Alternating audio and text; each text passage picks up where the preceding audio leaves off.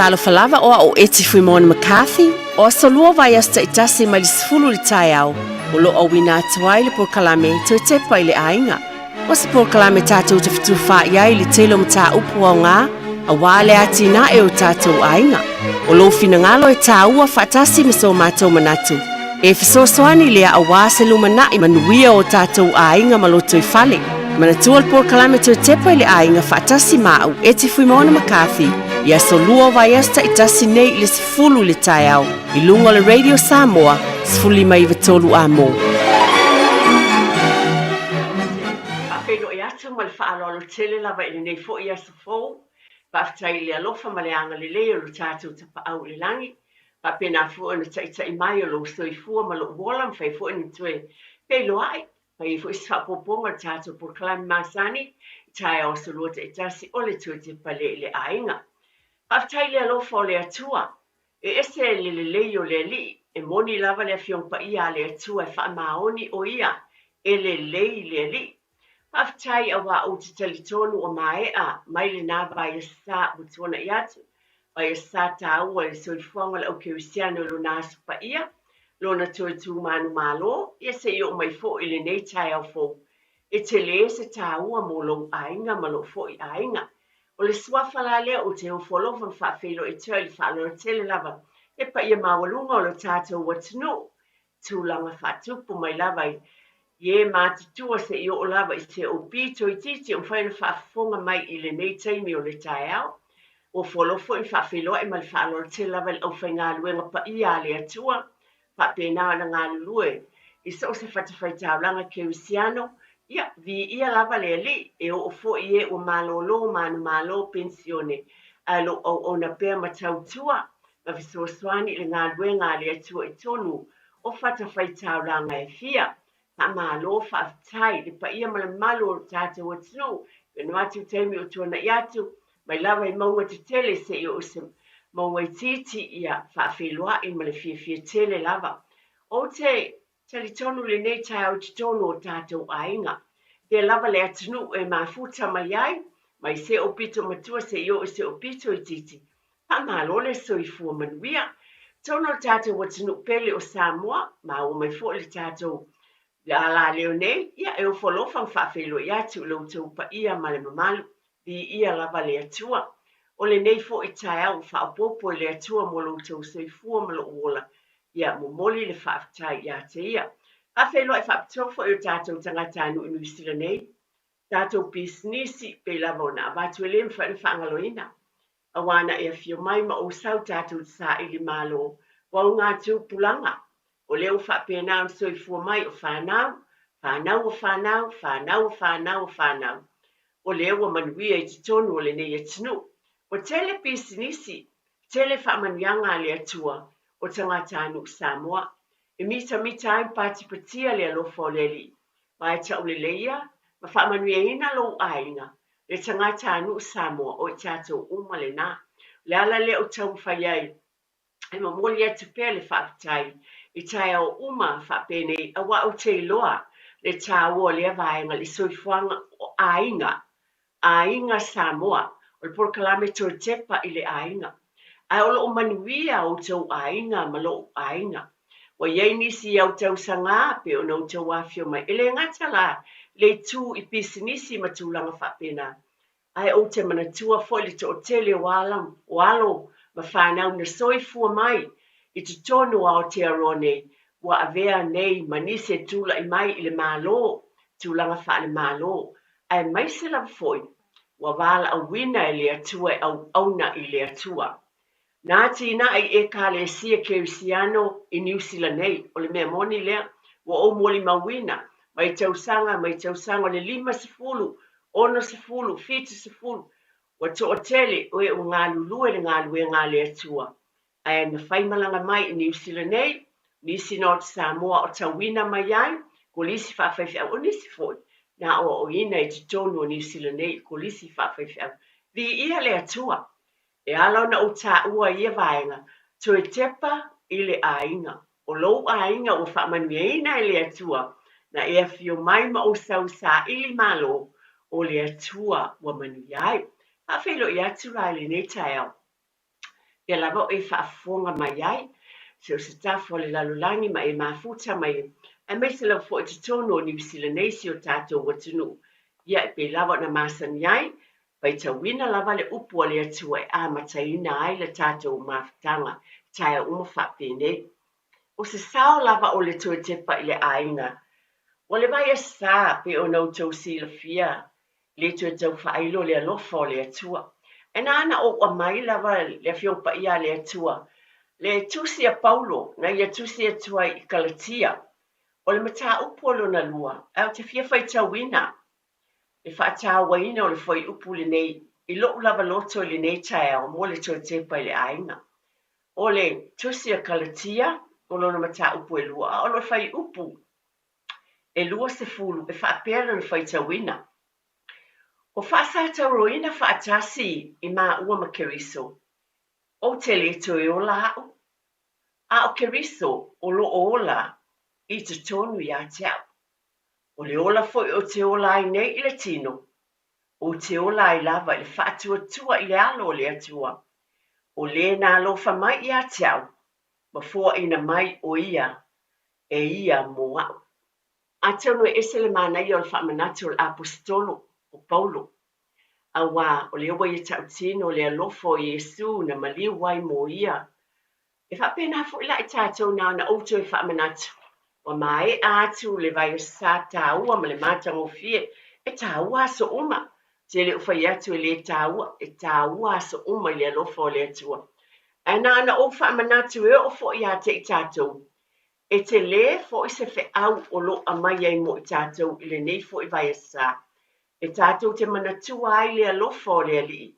Ia te oe mā, la o lo tusia Paulo i Galatia, o lo whapena o na whamanatu mai fo i mo oe mā, tu e fuata ina le tae au fō mo i tātou umalama, a tonwe ese lava ia nu umalala whanga, nisi o whaafo mai ia o te aro nei, nisi fo i o te nu e mamao Samoa, ai o tali tonu o le atua, e a fio i mea umalama, o oe mai tātou umatangata anu Samoa o tali tonu, mo le so tele i tātou, sa tātou mawhauwhau wai ma Fiafia fatas, ili maliu ma le toe tū manu malo o lo tātou wali whaola.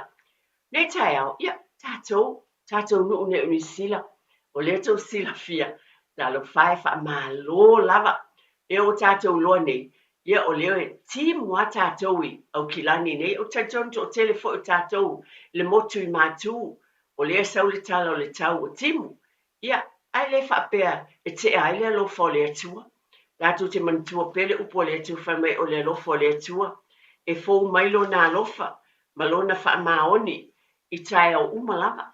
E timu la tātou, ai tātou te manatua o lo o iei pēr le li, pa malo lava i o tātou ainga, a malo mātua, ia a tonu monisi, ia wale usu e awe tamaiti le haonga a, o leo wa tu ua, e tui tau whailo lea vaenga, whaafitai, mo whi nei awa noa tāua.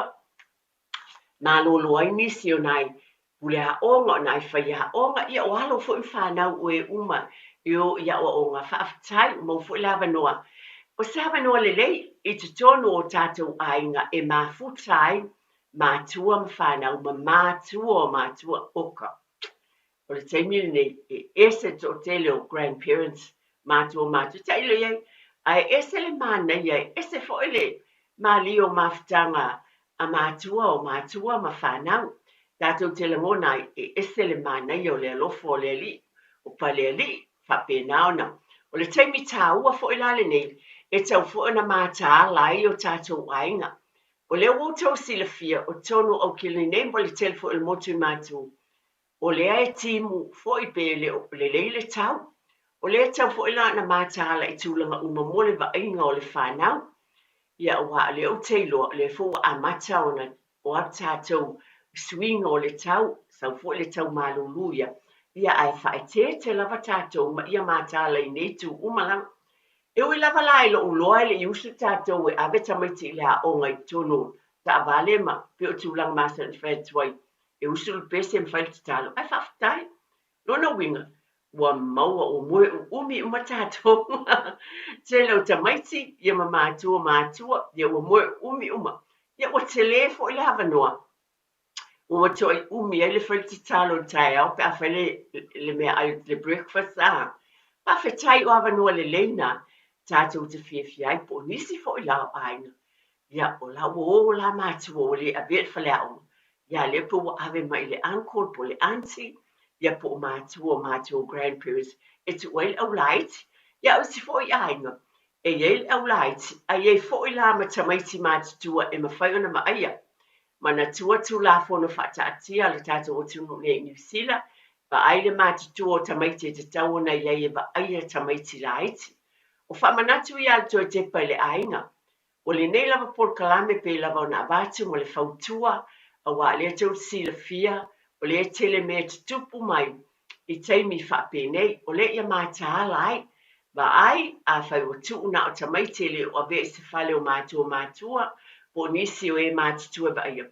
ia faafetai o la ia le tama matua ma le teine matua na lea aʻoga le kolisi po le universite na e vaaia le fanau laiti a ia mataala outou na ua tuuati iā te outou le vaaiga o nai tamaiti laiti po nai outou tei ia mataala outou ma ia le faautou tailelei a o se taimi lelei o se taimi quality time i te tonu o le tele o aiga e taimi lenei e mawhai ona whaataunuina le tele o mea e tāua i le olanga o alo ma whanau i le vā ma mātua.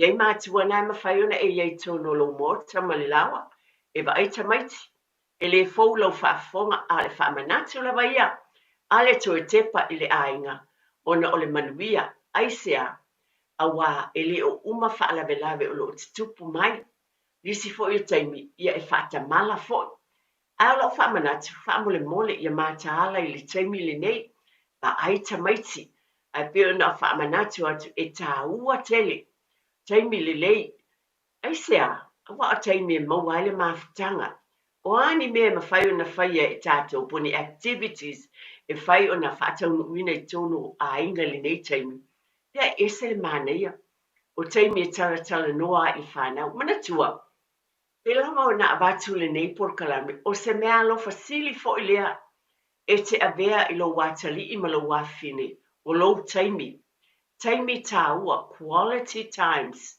e ese le value pe whaatawa ina le whanau o le tuina atu o lo taimi mo ia o la lava la fautuanga ma lo whaalolo tele ave so taimi ta mama tina e nofo i lalo ma le whanau o ani mea mawhai ia o tala noanga e le fou lava le nei tala ai abatu pea monisi whaafonga mai e le i maua le vang tala noa o nisi o tamaiti mātutua e iu amata mai le vang matu o nisi o tamaiti mātutua e alana o whaile nei tala ona o a fo i whanau grandchildren e ese le fiafia pe a o whaamatala i ei taimi o le ola nei Samoa ma le olanga na ola mai ai ma le ese senga o na lātou langona ai lea o le whaafetai ma le tāua tele o le alofa whaamatua i le swinga o le olanga le o iai i le ola nei Samoa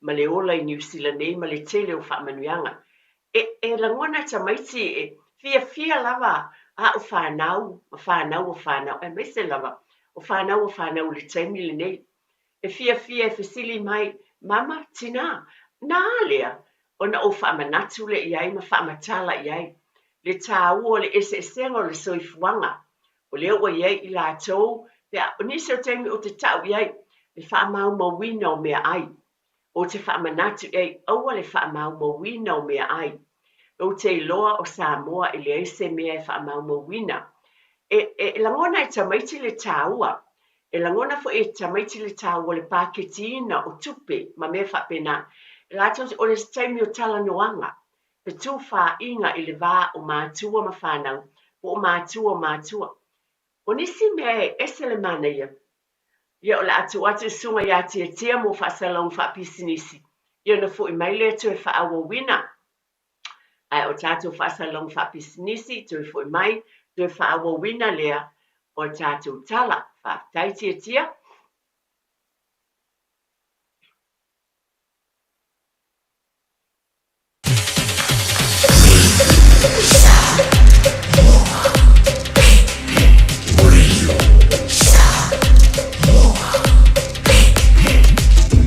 silingoivo tu.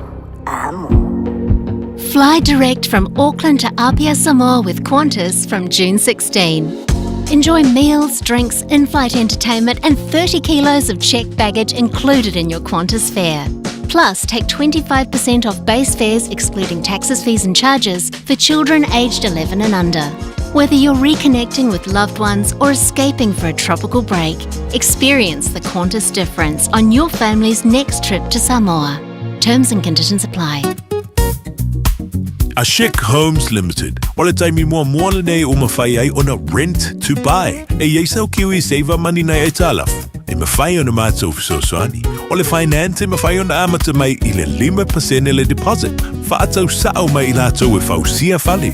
Whaingo fie mawave. Ashik Homes Limited. Whafso tai mai loa shemaima I le olua tasi lua fitu o valuli maiva. Olua tasi lua fitu o valuli maiva. Ashik Homes Limited. Amata ile aso mo se tae au manuia. O ti ngana unifo. Whawape nei loi le Papa Toe Toe Dental. Ma whaongalau Community Services Card. E se iai lau nifo I le nao le fase fulu tala. E whaia foi nifo auroi wha ai ila ai lau smile. Susu mai pe wala au mai I le Papa Toe Toe Dental I le lua fitu valu wha valu tolu o le tua tusi tolu fitu lima Great South Road Papa Toe Toe. Papa Toe Toe Dental. Smile every day. Ooh, it's an ad break. Perfect time to be reminded that winter immunisations, including flu, are available now. Schedule them in at bookmyvaccine.nz or with your healthcare provider. And hey, you might get to tick it off your list before the next ad break. Aukilani wa esa uni. A fio mai loi le Harrison's MZ I o tahohu. Le fale ofu polenisia pito I sili o na tele ai la e moa li'i tamaita ai mawhanau. Mai ia e sui ai la e o oi mea lofa masulvania e maua o mai le no fuanga I tasi. A fio mai mawha ilo mai le Harrison's 20 e to asia ai le 20% mai o loa ufa pa uina.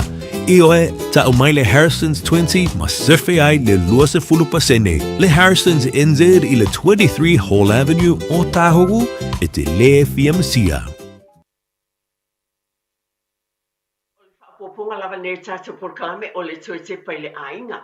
Me lava na o fai atu e ese lava le tau ulo I nei fo I vai tau tono New Zealand nei. A le lo timu lava tato nei au kilani. Ia mai se fo le motu I matu. Tele lava leo vai ngo New Zealand nei as. Na winga tele o taimi ule mawhai eo na o isi fafo mai fale. Me se tu uanga walo mawhanau. Asa taimi tau o peona watu. O nisi o mea tau fo iona. Na alfa manatu. Alo lava lo tau Fiafia Mai lo whaalo tele I mea tau na whai. Ai taua le tala noa I alo ma whanau mea na tupu e whamanatu I ai le alofa le atua le swinga I lo ainga I tono New Zealand nei. I ai lo ai tamaiti le taua o le soifuanga I tono ainga ma le tau ma whai o mātua. Ina ia manuia lo lātou lumanai o le whau tula I mai lātou se mea te tau na tala noa ma whaelo it. Nisi fo I vaenga o te manatu, ele o ainga o me pule lava lo tau Fiafia, ia te o tau lava I lo tau pa ia man. E moa, e taua fo I lo tala noa ia I ngafa o lo tau ainga I Samoa. Ele leile Fiafia e tamaiti, lau whanau.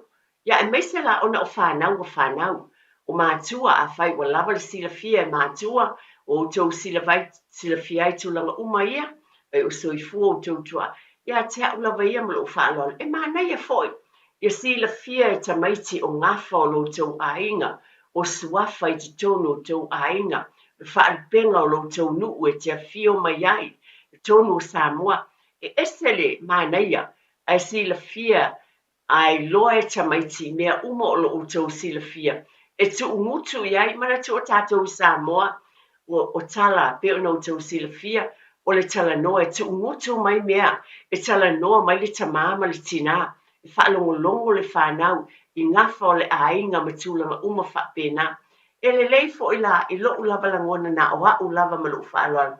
E tala noa I ai ma whaamanatu I ai le tāua, o lo whaasino manga. E meise lava I lo ngafa mai Samoa, te pia ma whai, tu sai ma lo lava whina ngana, e pia na ua vatu. O nisi o mea o whai atu, e whaatumu ai le taimi, lea a o malolo a onga ai mai se le wai le vaenga le universite lea wale o le a wale nei taimi o taimi tau wa ye taimi o mai whanau i lo maota po lo lawa po o i fo i tama matina o taimi e tau o malava i te tono o tātou ainga ia o nisi o taimi tau o te manatu a o le taimi e ale si tama mle stene Samoa na i tātou whanau ele i loa lava tulo fo ele fa i saka ile ia pe fai se saka ia fasino ia le fisingo le talo ia ma le tauina o le mea tau maf o mea umana awa e fia ai o tātou whanaui me tau mafa Samoa fasino fo iai o le taimi fo i wai popoto lava tātou tina woto e fai le kuka ai le pankeke o le sikoni ia o nisi fo i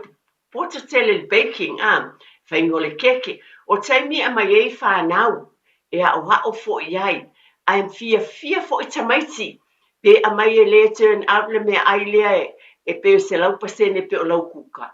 A o la iai tamaiti whaatasi ma oe, o taimi tāua, a le la fo i te a o hao. A wani e manatu o le kuka e le ta le ai o tau atu, la le taimi e tu whaatasi e oi malau whanau, ma tala no ai, e ofa o mai fulu ipu matala noa tu wale se solo ipu ala tala noa ma tamama tina e esele mana ia te ulava ia o taimi tāua e so se taimi e te iei malo watali ipu o lo wafine po whanau o pale ali ia e whaatawaina ia te au ma le fautua ma le whaaloalo whaataua make the most of it whao ngā te tau taimi na o te loa o le tele o isi tamaiti, mo le fia o i nisi o ainga, o le fia nofo mai, nisi o taimi tono fale. Tātou tau mawhai e whao ngā taimi nei e manatu mai e le whanau mo fia mo o ma. Pe ona o watu, so soani a o le kuka, o nisi a o i tūlanga, ai le tā ngā mea o a mea uma whapena, o le te wina o le fale. O taimi tā uane, a wale i le aonga, nisi o ainga pe lava na o fai ate o foi lo ainga o lai te o foi tamaiti le wa ye ni la tau aing e fai le rosta e tusi ai o ai e fai le mea ma le taimi ai sea o la tau lo le me te tau na fai fata ate tia o me tau na fai lea la le me tau na fai lea e o ngā i te tonu o tātou mōta malawa o mea ia sa uma e me se nei taimi o tu wanga ia o loo iai fo en por kalame whatatia e kalesia. Nisu e kalesia e o lātou hō, e whai o iai tamaiti ia o lea foi. O taimi nei e whaongaina, e o fo ia te uia. Leo te whaongaina se aso, po ni aso le nei vai aso. E o atu ai tamaiti, e whai a mātou wā onga, a lea sā, tā pena ai mō. Wale e malo no tamaiti. I iei la taimi e whatatia i o se iala le tai au, whai se wha awale ainga. Ia la taratane po le sifutasi atuanga i lunga. Wa uma na whaini ngā luenga le whale. No atu lea, ia ala fo'i e mwhau na wano atu nisi e a o ina o le whanau i te tonu mo a o ngā sā. Pol kalame le au talabou, tal tonu i e fo'i e kālesia. Ia la tau pol kalame. Nisi fo'i ne taimi masaini nā luaia tō ngā lau pinga isi au talabou tal tonu no o timu ma tulang o te le loa. A o taimi fo nei, e whaongaina le tele o nisi o e kālesia, ma nisi fo i o ainga, a e whaaftai, mo nisi o ainga o lo whaataunuina lava ni a lātou tā whaonga. O te tālo lava i saonga le mū, po whia o tō iai, ia mātaala, whia inga le nei taimi, a wā o lea o timu fo i tātou pitonu, le tātou nuu nei New Zealand, ia mātaala i e le timu, whaamole mōle lava, a wā o taimi māneia mō ainga, a ia mātaala foi, le whiua inga, ma wale ono sai ma le whapale pale i o tātou ainga pe a whiua ai. Na nei wā whaina nisi o i tātou ni whaalawelawe whaafuase i lunga o le ala tele, whaamole mōle lama. Ia la patai fo i tamaiti, o nisi o tamaiti u whaonga mō me fo i o skuta sia whiua i le awala. Mai se a fo i tawaitai au kilani lava ia le taulanga. Watu iai oka tila vana valua po ai a wifo le ato ale. Iau ia me na scooters pe o whaonga ina ia. Ai ei nisi o alo ma whanau. O le whaamanatu la vale tue te pai le ainga. Fautua I alo ma whanau, pe a whai o te tono o tau langa I pō mafia. Ma teini umalam, a te alo tamaiti o leo te loa, sa o walu I seisi o fufuanga na whai pō e lua I tei au kilani I te tono o tau langa. O ka le tumu o tamaiti talavou, o lau la whaamanatu ma lo whaalo alo. Ia tātou mātaala I ai mātua ma whanau, o nisi o aso whanau, o nisi o ta alonga, o nisi o whaifuafuanga e whetau I nisi te tono o taulanga. Lena o moli mawina ya. O tumu ai tamaiti ai whiwa I nisi e whiwa. Taito o lua, taito o wha, e lelele to o tele. Ai a wa o fo ia mātaala. I tūlanga ia awane ia afia. I ni misa. I tūlanga I pō nei ma fiafi ma teimi o ai. I te tono o taulanga, I mawhitanga. Sa o whaalongolongo I tala mai le wiki e ni lunga o ala leo ma televise. Sa iei nisi o ta vale nā tamaiti nā fwoi whai lato a mio leo o le whai o ta alonga fwoi o whaanu le ato le ta vale. E lena ta uai na whapena nā whaina I fwoi ni leo leo. O la ulava whautuanga o tele iloa. Ai te tau fwoi na mātaala I ai tātou a inga. Ma ai tātou tamaiti ni me ua te pē tāwha whao. Pe o atu e fia mata a ia tūlanga. A wa le saufuanga le waia nei. Ua ese lava o leo te moli maulava o na o lea iei me o te tupu. Nisi o alo ma whanau o la vea fo I whafose I ta vale. E nā fo I, e nei fo I baiaso le sa. O te talitonu e tau na whaamanatu mātaala. Mātaala mātu whaafetai mātua o whaingatā lava. E le tau le pua malafo o lo o tau mawhai. E wa ai whanau a o whaingatā lama. A ia tātou tau mawhai fo I awala e avatu ai le whi au. Ina ia talia e le whanau. Wingo se tala le o te whaitu e whao le ole pe whapea. A le wingo le tala, ia firm, ia tau tala ia talia le tamaititi le whaatununga. Ma ia loa le a ano, ma le tau o tātou te fiu. A wā lea tau sila fia, pe ona o wat, o lea te tupu, o lea I whaalave whaafose. Tasi o vaenga o te fia watu vaenga lea, whaamole mole lava mātua. So tele o tamaiti ia o lo te tupu I whaalave whapea. Ele I whaia lai sene a vita vale. Ma lo whaalo lava, na lo whaamanatu atu nei fo I teimi tātou po kalame tu te pai le ainga. Nisi ele ieni lai sene, ale nā lava o whaatanga e mātua e ave ta vale. Ia tulo, a wani ia whaina se whina ngalo seisi. Al whaamatalanga uneli tina na al whaamanatu. Ia va ai tamaiti e whaila I sene. Ma ai, o atu langa o la asanga ese restricted license, full license I maua umana mea. Ale wingo se whaamatalanga. O lea ua o mawina ma o wiloa. Mai tau sanga o tuana I atu. E o mai lava le nei taimi. O le tele lava, whaalave tupu ia ialo ma whanau. E le aini le sene o tamaiti. A o le lae whioa I ta vale. Ma ta ala foi, peo na vatu. Ma le ki o le ta vale.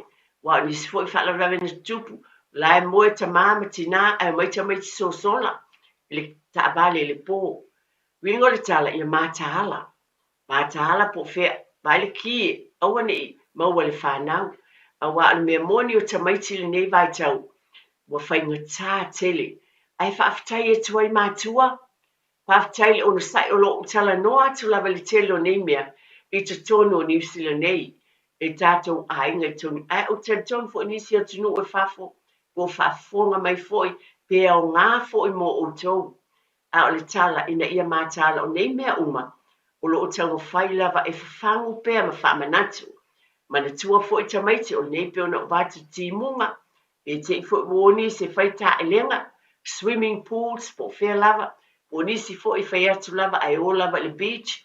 Tili lava na timu. Wai whapena fo I winga o tamaiti. E le usta ia ni whaatonunga a ia tātou mātaala. Ma ai po whea o iai a ia whisosoani ia I lātou I nei tūlanga umalama.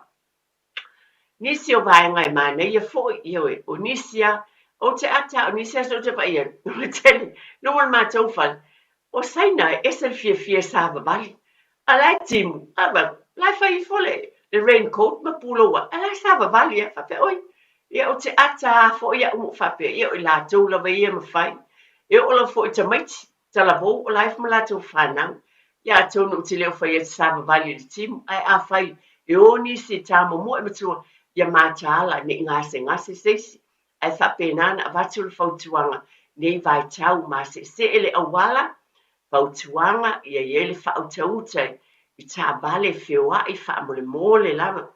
Nisi o vaenga māneia, e whaila fo no o e sāwali vali ma tamaiti pe a lao fie, tau pitonu u le paka, e le tue tau logo sila fie tātou e tele lava ia pākse, tu ina mai le council, ia o le nā o mawai a vanoa, ia la fo le tele o povo tong ia le polo, basketball, ia e whaatasi mātua ma whanau, na i sāwali valinga ma whanau. Ia na vāti whai tau tu unga ta mama, whanau ma tamaiti po ia mua i lalo i o le la aula le paka. Pai fo i nai ta mai prices o mea lava pe lava o na vātu e masani ai. O te leiloa, ai o te whamanatu atu, atonu te leilo po o sila fia atonu, po fonga ina fo i po wa e wha, po fonga iai i le nei tai au i lungo o le tātou whaasalalonga mai fo i pio ni whaalongolongo atu iai, i le televise ma tūlanga whapena.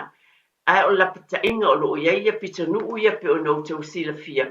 Ia leo o fonga ina mai o lea e a whaina i le vai auli, i nisi o vaengo o Kilani, pe o le nei ia Hillsborough, Mount Roscoe, Three Kings, ia o lea o te whamanatu tuai. E whamanatu atu atonu o tele lava nisi o a inga o sila fia. Ai whamanatu tuai te pai e le a inga a whai o tau sila fia whaafitai. A nisi wai a wala tuasoa nei mo nisi o a inga. Nei te ipe e leo le loa e lātou, pe leo kia le televise, pe leo kia fo se le tio o sila fia. Ia ai wala au pe siaki, wala au po oi nai no fo i nā sio a inga. I nā pita nuu pe ona o avatu, o Hillsborough, Mount Roscoe, o Three Kings, ma Royal Oak, o nāia whaina o la pata inga i na mai nei. O le nāia whaina i le vai auli. Ia, hai mai i te tau o na wha punaina. E tau na wha punaina i le vai auli, ia e na ia saunga le mumo le tau mafa ma mea uma e wha o ngā ina e inuina. E o lea e avatu ai le whamanati fo e te tepa i le ainga, pe o na avatu atu ono lo sila fia li to tele. Ai mo nisi la tau tele o iloa le tūlanga le au kilani nei. Ia e whamanati o te tepa le ainga, owa a whaina foi.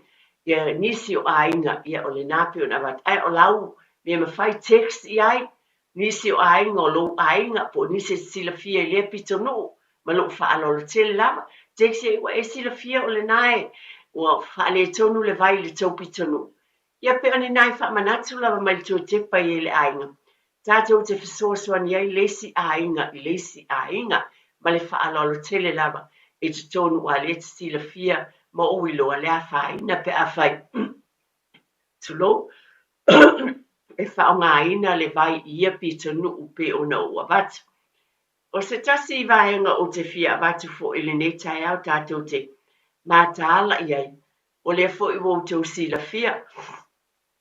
E te tau ana tātou mātaala, ia whaia tātou tui pui puia mo le fulu, o lea ua e sila fia fo i ma tātou iloa, ia o lea ua whaamanatu mai o le taimi fo ili nei, ia whaamole mole lava, o te iloa fo i a uia, e o a ua o te whai atu, a leo o manatua nei le tai au, ia o whapea, o te tau fo ina o walua, e whaila o tui pui puia. Awa, o leo o whaalantulo lava, o whaalangatua ia uia, uia o nā le tale mai fo isi taimi, o lea te tau o na pui pui, whaamole mole lava, e au ngā lava, o le whaamanatu lava atu e te pale ai. E ala ona o avatu nei mea, atonu o le nai te whaafonga iai, o e sila fia.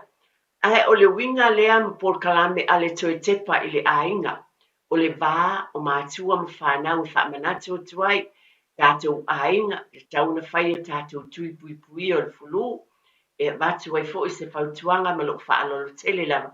Ai whaafitai ia te oele nā, mā loa le mātala pe a whai o mwhai na whaatau nuina, lo tui pui o le fulu ia whaafitai i lo mātala. E tātou minute ia te toe e mwhai ona e wala au mai pe a se mea te fia whaapopo mai i se mea mātala ma te tauna whai ia nei taimi o le nei vai aso ia e mai se lava foi o tātou ainga o le tu ua o ngā nai whanau e tau ona e wala au mai i whaamanatu se mea tā ua e tau ona e a maia ina ia tuli matai e o tātou ainga le nei foi vai asa o tu uanga le ua amata le whanau ia ma se mea lava e au ngā mo tātou ainga ia na o avatu tui pui puia mo le fulu o i tātou umalava i tātou o fia lava o whatau nui nai. Resi vāinga tā o mānei wa mawhai ke misi wa ele tau walu le fōmai pe a whai mamao le fōmai i lau fōmai ma le mea te alalam pāpā oan. Wa whai fo i ke misi o pharmacies o na whaia i a tui pui pui i te leonisi o pitonu. Ia se wha mama a venga fo i lea monisi wa wa le tau malanga le mea mamao pe ona sila fia le tau tātele o le pensin. Ia o fisosoani mai mo i tātou. Ia o le fo i tātou tau whai e lava tātou te baba ai. I nei vaenga umalawa pe ona o tau sila fia. Lo tau soifu manuia i le tino. Lo tau mawhau ma le anganga. Ai o tātou lava i tātou te baba ai. Ma pui puia i tātou i mea tau na whai i tātou umalawa. I lava na watu ele whautuanga baba. Ai lava le whanau. Pa mawhana nai tamaiti. Manulu o tamaiti e fia fia o whafu.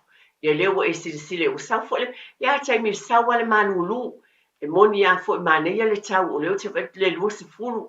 Tātou i au kilani pe lufu tase. O le ma. Ai ia taimi oso mai le manulu. Ale fo i su. Winga lan whamatalanga mata ala matua. O fo le whanau. Sila fia lava e oe. Le mea e molo ainga pe ona whaamanatu e ese uma ainga ese uma lava ainga ese le mātitua o tamaiti ese tūlanga iai ma le whaatinonga le savalinga le soifuanga i tono lo ainga sila fia lava e oe le mea e le lei ma tāua mo le balu pui puia o le tino ma le soifua manuia i lau whanau e mwhaiei ona whaatino ma le fia mea umalava e tau mwhai i nevai asa pa mole i tātou mātala. Mai aso mua tu wa ngā onga, pia na ua vatu tele o taimi, o leo mo vai tele o tamaiti, vai lātou tonu i wheloa i taulanga. Mole mawina i nā pō mā whiwhina walua i tai, o taimi o whao unga o whai e fo i o atu celebrations o dinner. Le tumu o whanau talavou, i te tono o le city o Kilani wheoa i scooters, tau whetuli solo, o la ulawa whautuanga. Ma ai fo lisi whautuanga o te avar. A whai e pu le pasi. Ma ai e to tele lava nisi o whaatasi e pu le pasi. Le fo i tau sila fia le tele o a whaina. Ia o a o fo i tamaiti. Pe lava ona o avat o te toe whaamanatu watu. La patai ma o a o i tamaiti. Ai ei se tasi e fia whaamisa mai. Pe whaatupu se tūlanga whaale tonu le pasta. Whai e tamaiti ono sai o ese mai. Wa anisi o tamaiti pe ale itali atu o whapio o pala ai. Pe mimita foi o la ia na wo. Ia o na tali e tuaile. O nei mea uma. Pe ona o watu. Tātou tala noa i le whanau. Tala noa i tamaiti i mawai iai. Ia pui puia o tau iai le pasta. Aua i te tali atu. Mana tua foi le upu o le tus. O tali atu le vale. Ne te iwa e vale atu e foi ma oe. O tātou wa o onga i e whai le whanau. To e pepea a whaamawalunga mai lava le tala o le amana ia. Alu o le saunga le mu tono le pasi. E te o lava oe ma e whai ai. Ina ia malu pui pui ai. O te tali tono e te tau o na tuu loto ma tuu fatu i tamaiti nei whatununga. Nan tātou tau mwhaia o le whapewa e pala ai a ia malu pui pui a oe. Malo ai nga ma tamaiti ia tau te o pe to fia. Awane i manatu. O le to whama tau ia a to tolu la tola. Iai o ni whataita inga. Ne ai, sa vali ese mai, o tau le mea saunga le muai ma o whatali le pasi. E tāua tele nei mea lo ulava langona ma lo whaaloalo. Tu talinga tu pea, ia te utou, ma le loto maulalo ina ia, tu uma o oina, tu watu whaamole mole i o tafa. La lau filfilinga pe au ngā i lo ainga.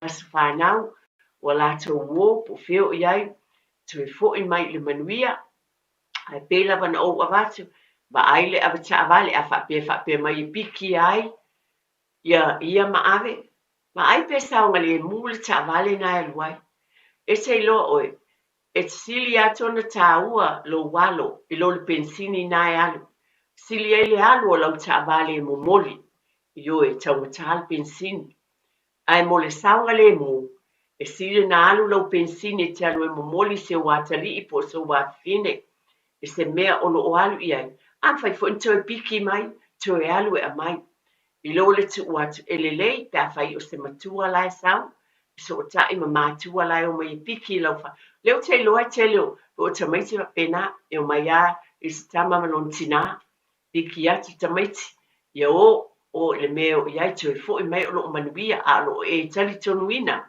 o lo saunga le muli whanau, o le vai aso mua le tuanga, i New Zealand nei, tuanga ia onga, o au kilani nei o lo timu lava, o te tonu lo whapena fo i le motu i mātu, te lo pitonu o lo timu, o le tatalo i alofa le atua, o a fuafuanga le mi vai asai o tau ainga mo tātou ainga, ia nga le leile ali, ia maua le mawhau tonu ma le tamai le langi, e malupui pui ai o tātou ainga, i whapena na i ele whau tau te lelei, mana tua lava, le mea alo fasili lava e whauna e ave e lau whanau. O le tala noa, ma le abatu o lo taimi, man tu se taimi, a oa o e siau tamatene po siau tamatama, e whaile kuka, yoe, a oa o e te ungo le whale, a oa o hamia umalava o le ua e sila fia ma tātou iloa.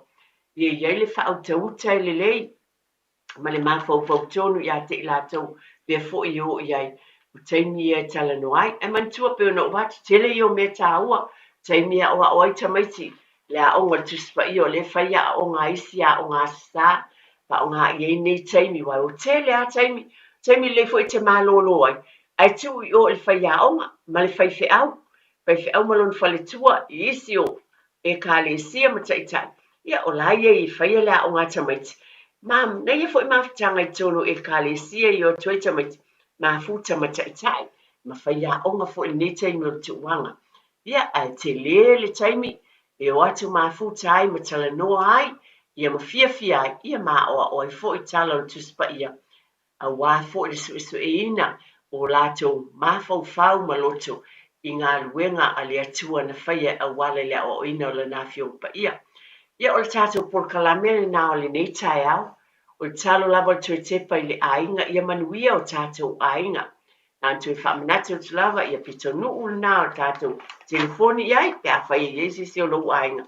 Ai au tali tonu, o le na usi la fia, Hillsborough, Mount Roscoe, ia, Three Kings o ina uma le na o lo leanga le vai auli. Ia e tau na whapunaina, a tonu tuini la pata inga e vatu, al por kalam fo ina so swani te fo tu te pole ainga ia I lo ainga ai fa aftai tele lava mo tali ina u tonu to mo tamalawa o le talo lava ia e le nei tai au ia nga le lei lava le atua o le atua e pe lava le upo te abatu pea e fou lava lo na alofa malona fa maoni tai au uma po le timu po le langi le lei po le atu langa ia le tau e iai lava le alofa ma le fa maoni o le atua I o tātou ainga lava talo lava ia manuia o tātou ainga leanga le lei o le tamai le langi tono tātou o tunu pele o Samoa alofa tele atu mo o tau lava o tunu e mamau ta apele pa ia ma le malu o tātou o tunu pa te whai taulanga e fia wa avea mo tātou nuu ia tunu I whafo Samoa le tunu pele ia e maisela fo I o tātou ainga talo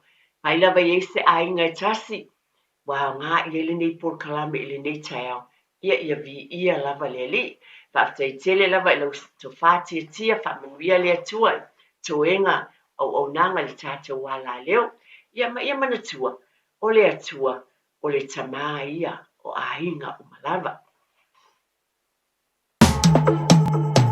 When you shake up the radio Samoa, Loa Mai, Washington Mai, Radio Samoa, Radio Samoa, Radio Samoa, Tasili Mai, Vatolo Radio Samoa. Radio Samoa. Tasili mai batolu. Amo. Radio Samoa. Tasili mai batolu. Amo.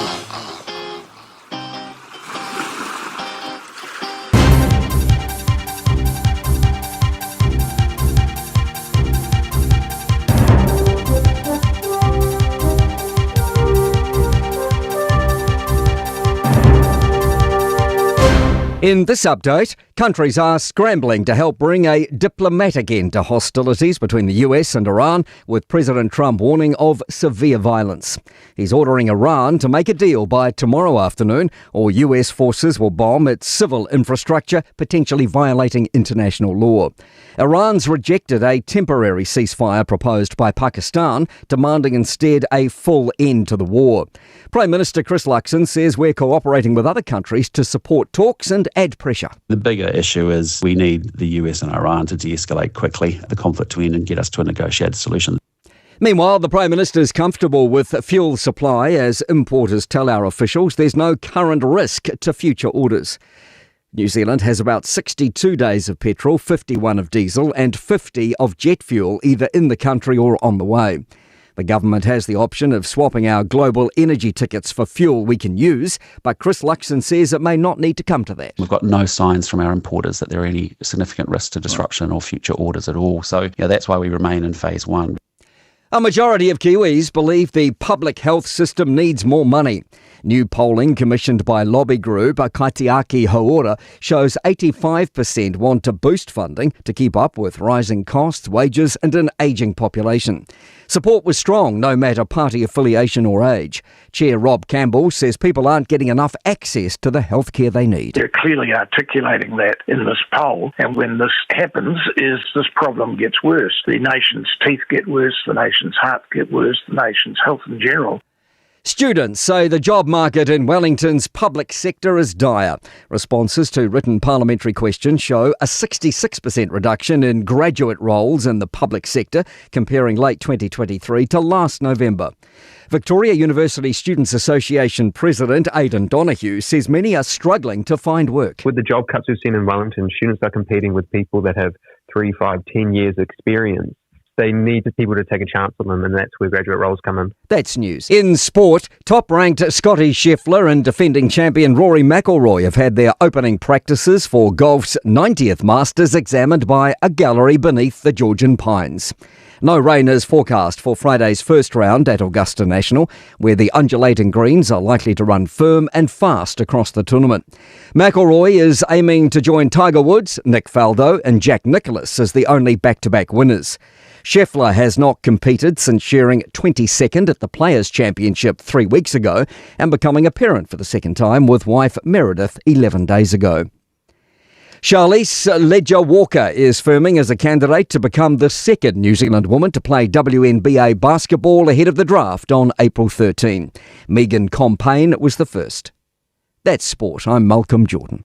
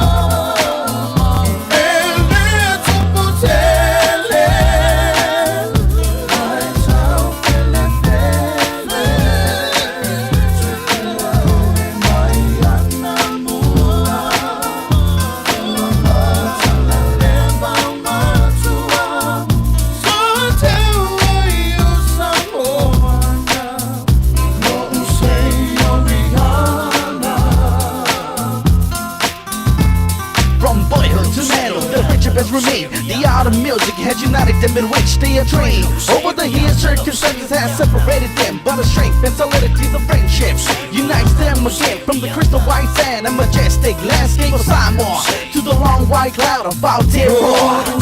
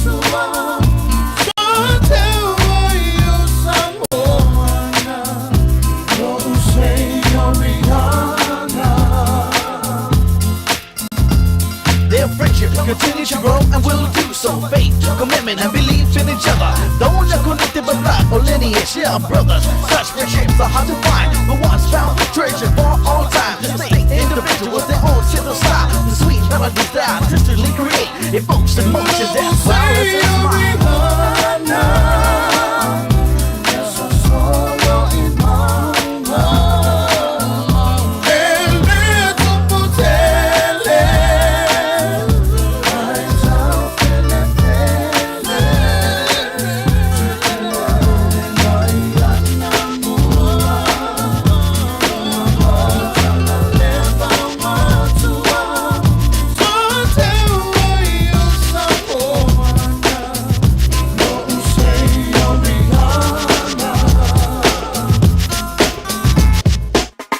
Baby, calm down, calm down.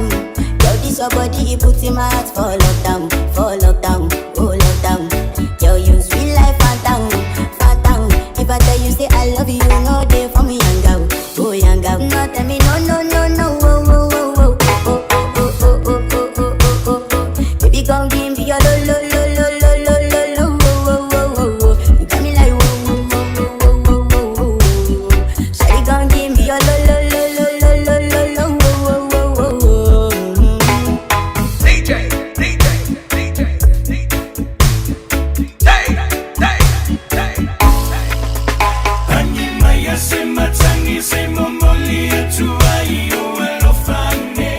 Baby, calm down. Baby, calm down.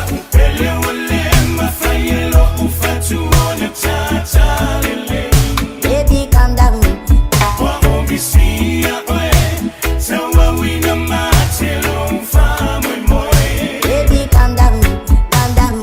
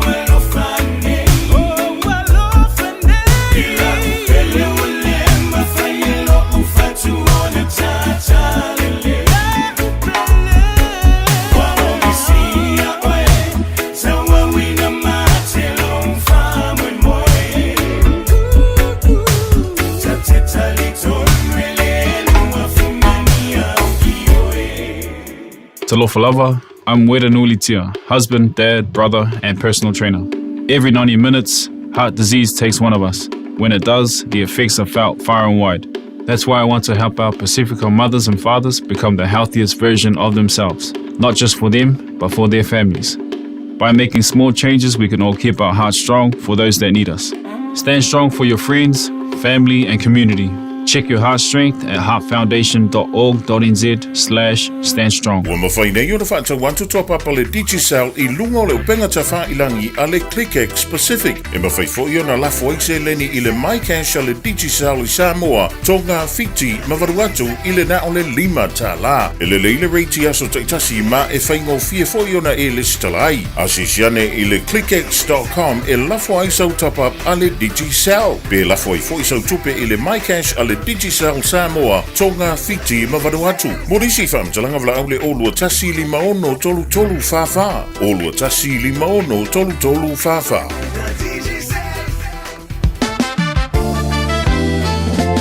O tau sa ili se Samoa lo ainga. Po tau sa ili sa masini tutua pe o le Hilux ma le Ford Ranger. O le au nanga ale kaseti e whaafai mo fie mea uma. E te alu malau ta avale. Ua e malie atu atoa. Talia le titongi vaiaso, lua vaiaso, pe masina foi. Tu atoa lo whaatu atuanga I le kaseti, te tala fitu aso, tu atu si fitu tasi, East Tamaki Road, Papatoetoe. Telefoni lua fitu fitu, ono fitu lima fitu. Lua fitu fitu, ono fitu lima fitu. Le Shine Dental, lau fale fa inifo fa moina. La to te fa fofa tal no anga unifo. Ia so lulu tai tasi. Tele e wala me fai ona tutongi ai lau tong fitinga. A fio mai loa I le 5 fitu fa Great South Road Manukau. Bevili mai le lua fitu fitu ono fa fa. Lua fitu fitu ono fa fa. Mo le Shine Dental. E ia inga fa pito. Radio Samoa. Taslima iwa tomu. Ama.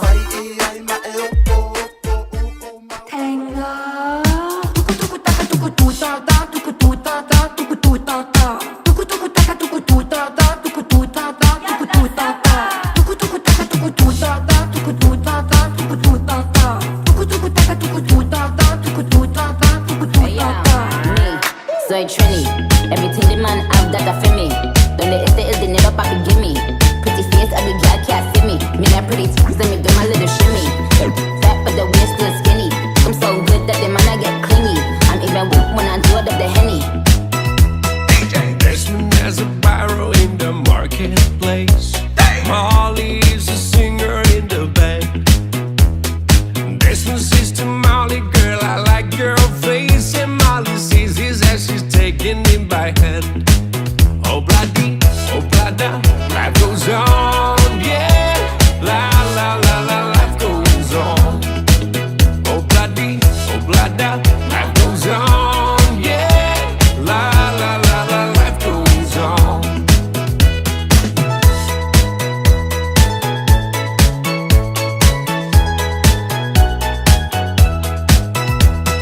This one takes a trolley to a jewelry store. Buys a 20-karat golden ring. Takes it back to Molly waiting at the door. And as he gives it to her, she begins to sing.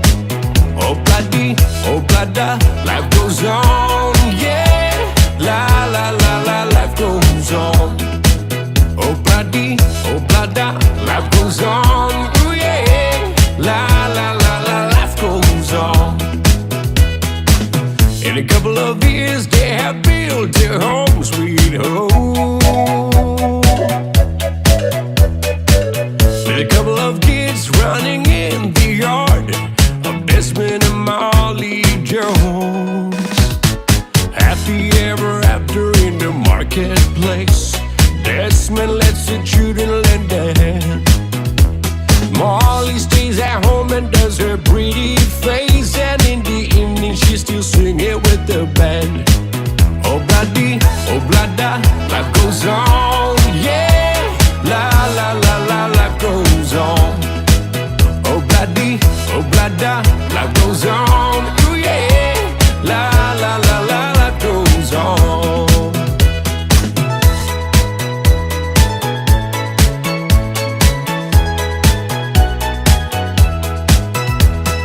Desmond has a barrow in the market. marketplace. Molly is a singer in the band. Desmond says to Molly, girl, I like your face. And Molly says his as she's taking him by hand. Oh, bloody, oh, blada, life goes on, yeah. La, la, la, la, life goes on. Oh, bloody, oh, blada, life goes on, yeah. La, la, la, la, life goes on. La, la, la, la, life goes on. La, la, la, la, life goes on.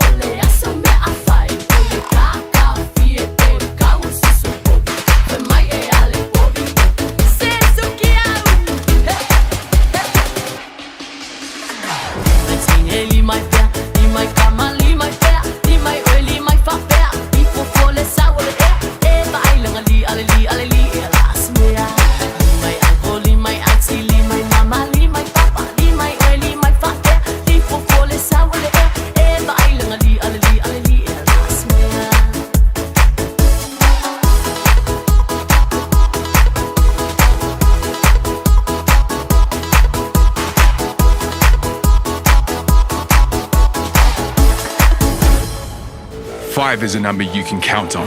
That's 10 shoulders to hoist each other up. That's hundreds of miles traveled together. That's thousands of memories made for life. Join a team you can count on. Search Navy, Army, or Air Force careers. Fire and Emergency New Zealand advises that paid firefighters will stop work for 1 hour from 7:30am to 8:30am today. During this hour, fire and emergencies response in some towns and cities will be delayed. Please be careful doing anything that could start a fire. Do not leave cooking unattended. Remember, if there is a fire, get out, stay out, and call 111. For more information, visit fireandemergency.nz. Awan ay emisia papito ala Moda Furniture, ala Samsung S26 Ultra, luar 5 talay ba yaso, mawal TV fito 5 inisi, sawar mala PlayStation 5, ila na luar 5 talay ba yaso. Faya tifa iloy la Moda Furniture o la Radio Samoa na mawai la nei fa sa longa, o de a mawai sa ni alofa. The Moda Furniture, tuatu si tolu lua Sales Yard Road o tau. Tatala ibal tayo ang ile afo la 5, aso mafua las farele, asto na imalasa sa, se fulu ang ile afo fa. It's easy for life admin to slip down the list. So, we're politely interrupting this show to remind you that winter immunisations, including flu, are available now. Let's get them sorted at bookmyvaccine.nz or ask your healthcare provider. Le Shine Dental, lau whaliwha inifo wha amoemoeina. Lātou te whaia fōwha te alanoa ngō unifo, ia so lulu tai tasi. Tele e wala e me whai ona tutongi ai lau tong fitinga. A whio mai loa i le 5 Great South Road Manukau, Berili mai le 2 ono ono whawha, 2 ono ono whawha. Mo Le Shine Dental, e ia inga whapito. Tā alofa Samoa, wa ule nei o kāsu ti alu, a wale sui ale ngila ula ule ki o. A eva mai ina se furu 5 iwa kolu, a mo, Radio Samoa, vevela a.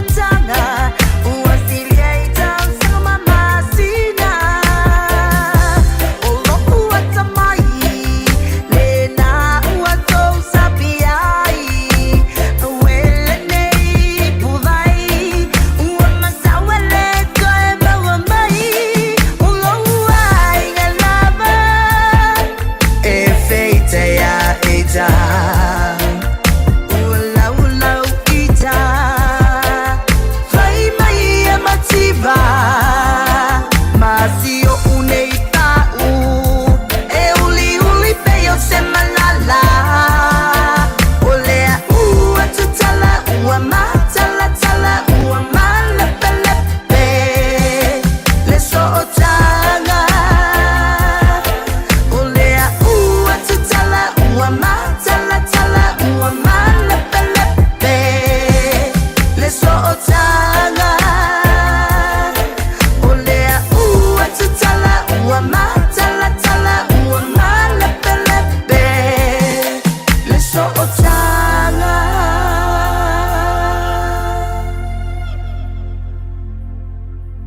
Talo for Samoa on Mr. Cowboy Lenny. Fafafonga ma mai mo mai pea i le Radio Samoa. Yeehaw! Le fa fine wa sola, le fa fine wa sola. Wa luisi ona inga wa si ona mata wa fula ta pena mata maiti. Si male TV. Ave umana me afale ai malai oi sole.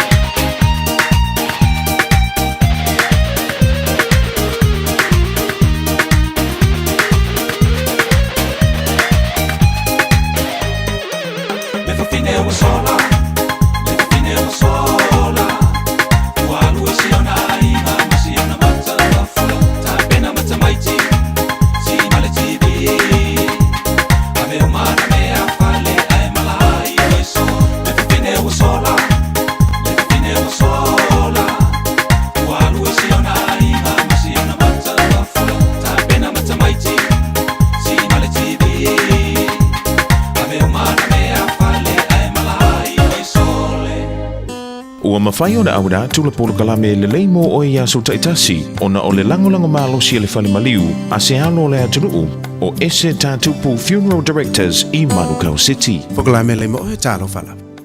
O tātou mo le mawina le so ia o le taitununga whakarisiano i nei o na po. O le whaongaina o le mafutanga Josefa ma Maria, taluai le mafuanga na soifua mai ai Yesu Keriso. Whaite o ina ma tau le angaina Yesu ona olo wha le tonu lava i te tonu o e ka le sia Kerisiano. Lo te le aife ese inga i tu ainga o wha le tonu o lo o afia ai. Ua wha alia wha la o tele le taitonunga wha a fiesta ele ai o se talitonu e iai se atua. Ia ola mwha malia lo waulanga ma lo tangata wa e uma loa le ola nei ia wa uma lo foi. Ele ai se wha masinonga muli, ele ai se isi ola pe a uma le nei ola. Ele ai se mala e o i tangata. Ele ai se afia le maalaia. Ele ai se parataiso, se langi e pei ona tusi o le tusipaia. Ua wha soa mai a uo, po le asa o manatu i tūlanga ua o i aile ne vai tau. O le upumoni, e le faune winga e te e le taitonunga wha Kerisiano.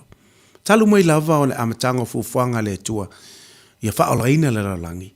Na tūlai mai lava sa tani e te atu, le wha olaina o le tangata e ala ia Yesu Keriso. Wha manatu mai e le apostolo Paulo le anganga te tau, ona fusia i tātou. Lo tusia ia Korinito. O le anganga o le fitafita, o le whātua.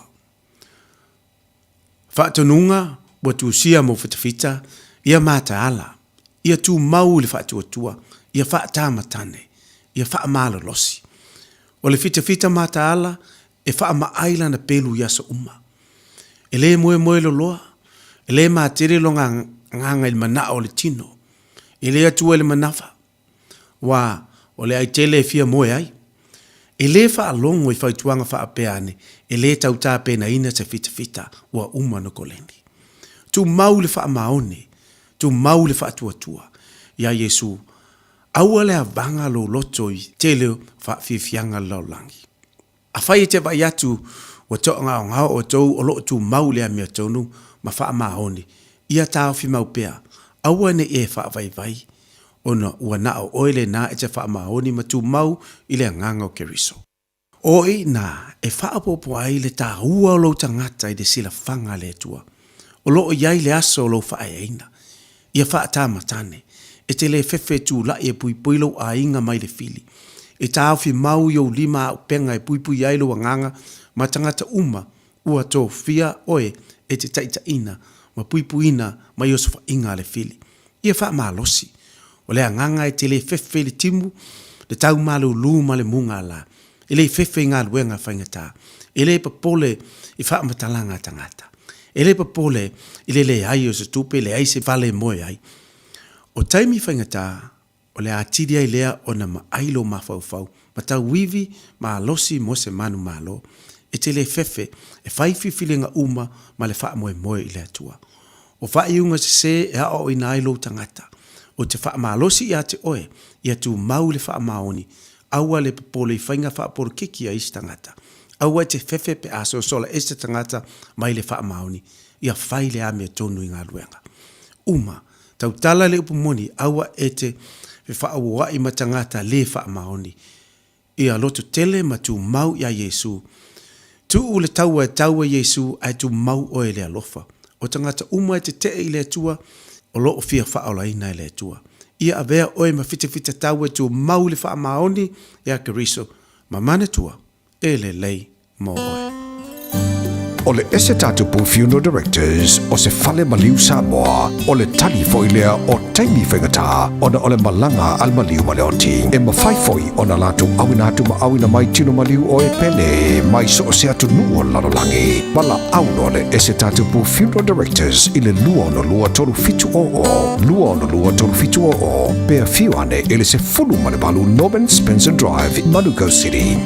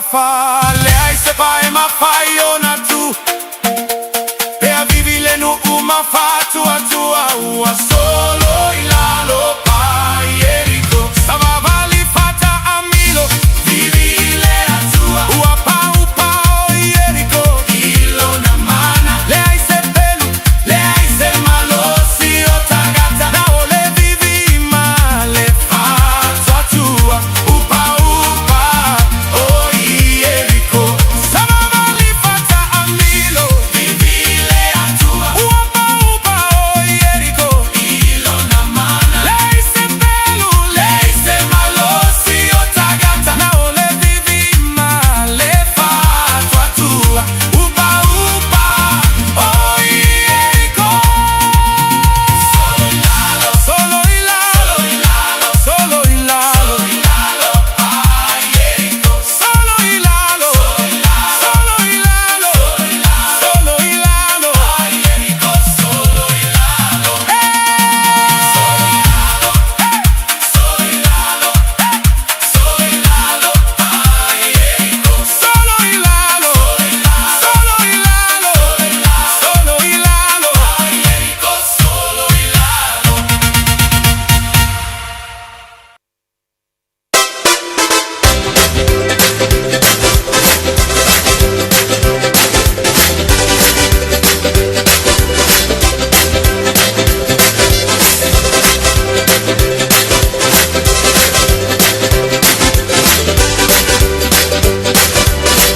Don't mess to my tutu. Don't mess to my tutu. I know you have another one man. Don't mess to my tutu. Don't mess to my tutu. Don't mess to my tutu. I know you have another one man. Don't mess to my tutu. Well, I got on my great shoe and I left it behind. You think you're gonna keep me fresh, yeah? Your sweet little tune. Don't mess to my tutu. Don't mess to my tutu. I know you have another one man. Don't mess to my tutu. Don't mess to my tutu. Don't mess to my tutu. I know you have another one man. Don't mess to my tutu. What you think is too much, but it's much as that. I know you have another one man. Don't slip your face. Don't mess to my tutu. Don't mess to my tutu. I know you have another one man. Don't mess to my tutu. Don't mess to my tutu. Tai bele wate le wate es football family ta talo le tula suma lua pele fa fonga mai nisi na tatu fa fianga musika tu fi la yo le tai ya you ngol tua pole udanga tu fonga le Samoa se football liba i tola mobile po kalma Fiafia Mai pele fa fonga ba yai le foi tai ya on le aso lua le aso fitu le ni masida lo na fa o le tanto fo longa mo tatu sabu le ngale nei foi tau sanga ya o le inga mo le fa tai le foi le tua i lona ngale le mo lona lo fa mo la pui pui o lan tau singa i so tatu wola pe ona tatu yai le nei tai au mo ma li aso fo e fa popo i aso lo so fu mo tatu wola ve foi maso foi tawino le nei o langa lo tatu nga rue mo tatu puno wa ye yo tatu tite mo tatu faiva pe na masani yai na mai atu ni so tatu klame amato le nei tai au pe le fa fonga yai po klame fa tu ya eti fu mo makafi o le tau le na to te po ainga ese le tau mo matongo fie ya o le ne po kalame o lo fang pe mo tanto o le tau po kalame na to te pele ainga pe ia na tatu fa so ma tatu tal no le telo taimi ina ia mo o se ainga manuia o lo lo to i fale na o lau e kalesia mo fule na o tono lo lo to i fale po tono lo ainga ina mfai ona manuia lo ainga manuia mtama manuia tina manuia fa nau ia ia le fa taila ile tua fa pe o lewa e fa fonga ia ne po kalame matango fie wa nga fo ile o le fangu tono tanto ai nga mai se o le fionga pa ia le tua o lo fai le ona maua ma se so san fa le nganga o se lu tau fa le nganga le e ta pena ai o tanto ai nga mo tanto lo ti fa le aso ai mai se le vai aso fianga tanto tu te manga wenga ia fa balo atu tanto atu no nei tai au fo ma lo fa tele ma toma nei toma tira ma tu mo to malawa fa be fo ila finga luenga tofi le tu sunga fa fianga lo le tatu atunu le na fu wa to swa tu te manga lunga masani pe ona yai ila tolo ngā lua I tonu mtanga runga le malo pe silisio kampani te tasi pa malo atu po kalame ale Fiafia Mai le nei tai au ia pole nei foi taimi le aso o waba ia tu winga le tau le nei aso ia wa to mai timunga le wa manta ona to mai timunga we fu swinga le tau la tau sui le taimi sui le tau o lona winga wa ia fu swinga te tau ona e usua le tai au ma le tai au wa tau fu na sui mau au mau ngā ruenga te tau mau fuafanga e fatino ile aso ma le aso wa le ala usu taimi le wa mata to vidi le ti to taimi ta sili tu la le wa to vidi ai lo loinga o le na wa mo sa mo le lei mo sa mo umi mo wa fu fuanga bo ti le taimi fa aso so lo yo fu fuanga masani le ala wa su ya to ma le tau wa mata fu ila na sui mo tanto ma fa fa o le ngala tar fo ida o le swing o le tau wa mata tatu fa lo ina me tau o le marulu o le tau marulu o wa talo fo la tatu ya of mafana o kingi ia o se vai mafana ele ko yer kama fo ile o le fa ria ringa kau au ia marco le varvari ngole box o ia varvari pea e la mela ko fo ale varvari pe kau marulu varvari pea o e pa ngol swinga o le swinga fo ile ina ia fai ona mafana lo tino ia fai of mafanga ia wari wo sabe le winter pa wan me ia bo so mafanga le ina ia wangi I vavenga e ngasi ia ma e Fiafia de ia si mesiri pe sui ia le tau mo sui taimi a e le Fiafia mai mau io tu load fa fonga le tunu a po le ale sui ngole tau le a sui ngole taimi a e mau le loto Fiafia oka se au le fa pe fa mai e sui ale kai mi sui kau ai ke fa ngoa ma ye me mama fa lo ma fa ia mai mo tai e ke vai uma fa ale kau ma fa e kau marulu o le ngai ke fa penga ia ole e o fa ya tia wia a fa pe uma le tau marulu o ngi ai me mama fa lo ka ma fa ma me e uma ar kau marulu e ka ki fa penga ngolo ka fa pu wa ma ko ma lili ia a fa pe e sa u tau ma fana a ole ai mama fa me lo ka ma fa e uma for ka mafanga nga o loka fa pengia nga loka fe ke mo kala po io sui taimi sui tau sui fo mangisi me ka ko io si fo mal taimi la ko oka se manga io le olanga io fo mo le palangi nga le fa ngaruenga ma fa pu kwar ka fa e lai fo le palangi e ka kai po poling fa le lavi pa wal me le palangi nga lu so ka yao ia alu fa ngaruenga mo malanga mani ku ko le peng ia nga le al ka yao ko su fa ngaruenga mo malanga mani ku ko le peng e ma se fa pia le foi ka ki ma fo ko fa le lavi a ku pu ma le fa le lavi pe ku ma fa le palangi e se ma fo lo loko a me fa ngi pusa pisu po mangi sao nga ko nga de ai awal me ma vol palangi su ele lang ke fungala au te fungala au e su ele alu rola ie mori fai makusi masinga nga fa mangi yang le kar tonu tu si tonu mai alu rola ie mori pe ai ma se la fa pe mal palangi ia a e fiera sao nga o a mai de ne senga me o amber palangi a fa alu lang kuper ka fao Fiafia le vai se me ma kwa malu le lo ma fa e mo le hotel e fe alu wa I fa ko fo ya e ai fa le a o ka ko o e senga me a mal fa ngal wenga ale alu fuenga ya o so mai le fa la velave ya ave madiu ale fuenga ya mo mai fa velave ave madiu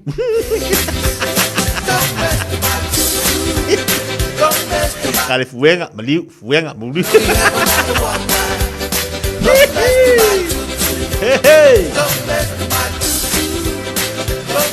ia o sa ia le olanga dai be la fai o pa le olanga ka ko langa ka ko sa mo e mai le olanga fu ida o si ai o si tatu ai ngale fuenga pa le lave fuenga o si ai nga e taua lo o si lo ai nga ai te lo e awani avele te do fa le lave ma le te do me le tatu te ma foi ai te tau ona I tango e fai le lisi taimi na o e malu ainga o e martama por tina mar fanau o e ta fau Yo, ita fau.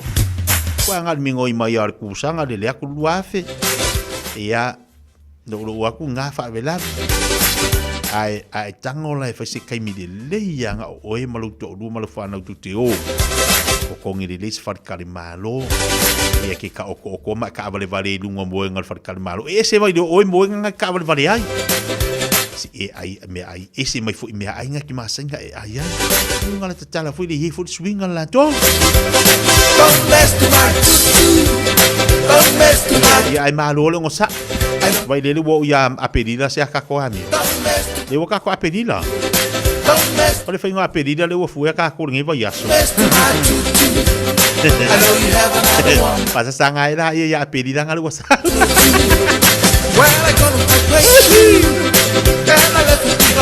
Vai le yo ula e vai fa le yo la vai.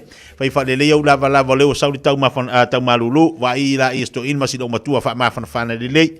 Ia fu ia e peko ia ai lisi of ma fanga sko inga masido makua ole me sinem taua ba ai le taimi mai me tupu ai le taimi ia tau ona e tiro mai ba ai ia ole la ma le tau malulu ba ai le ia nai tamama nai tina ia fa pe foi manai fa na ulu tu aonga ole foi matimunga tau ba ai ni te fu wa e peko ko ngolo fale mai fisi la telefoni ai ngalo ia oi nai tamai tina e fa kimu a fa kimu ale o kama ki mai oi fa kimu ka ele ka usefa de paipa eu mai ngo malu wa fulu ka mai ki ia nga kere fulu ia nga fa sanga le ki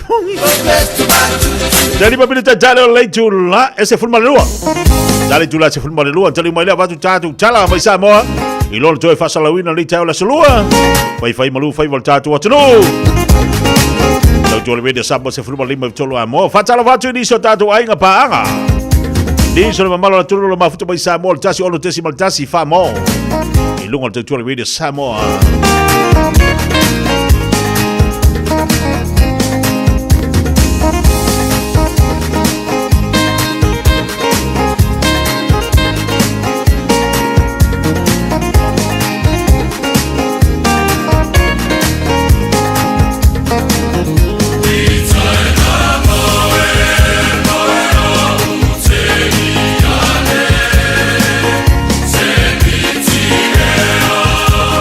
Say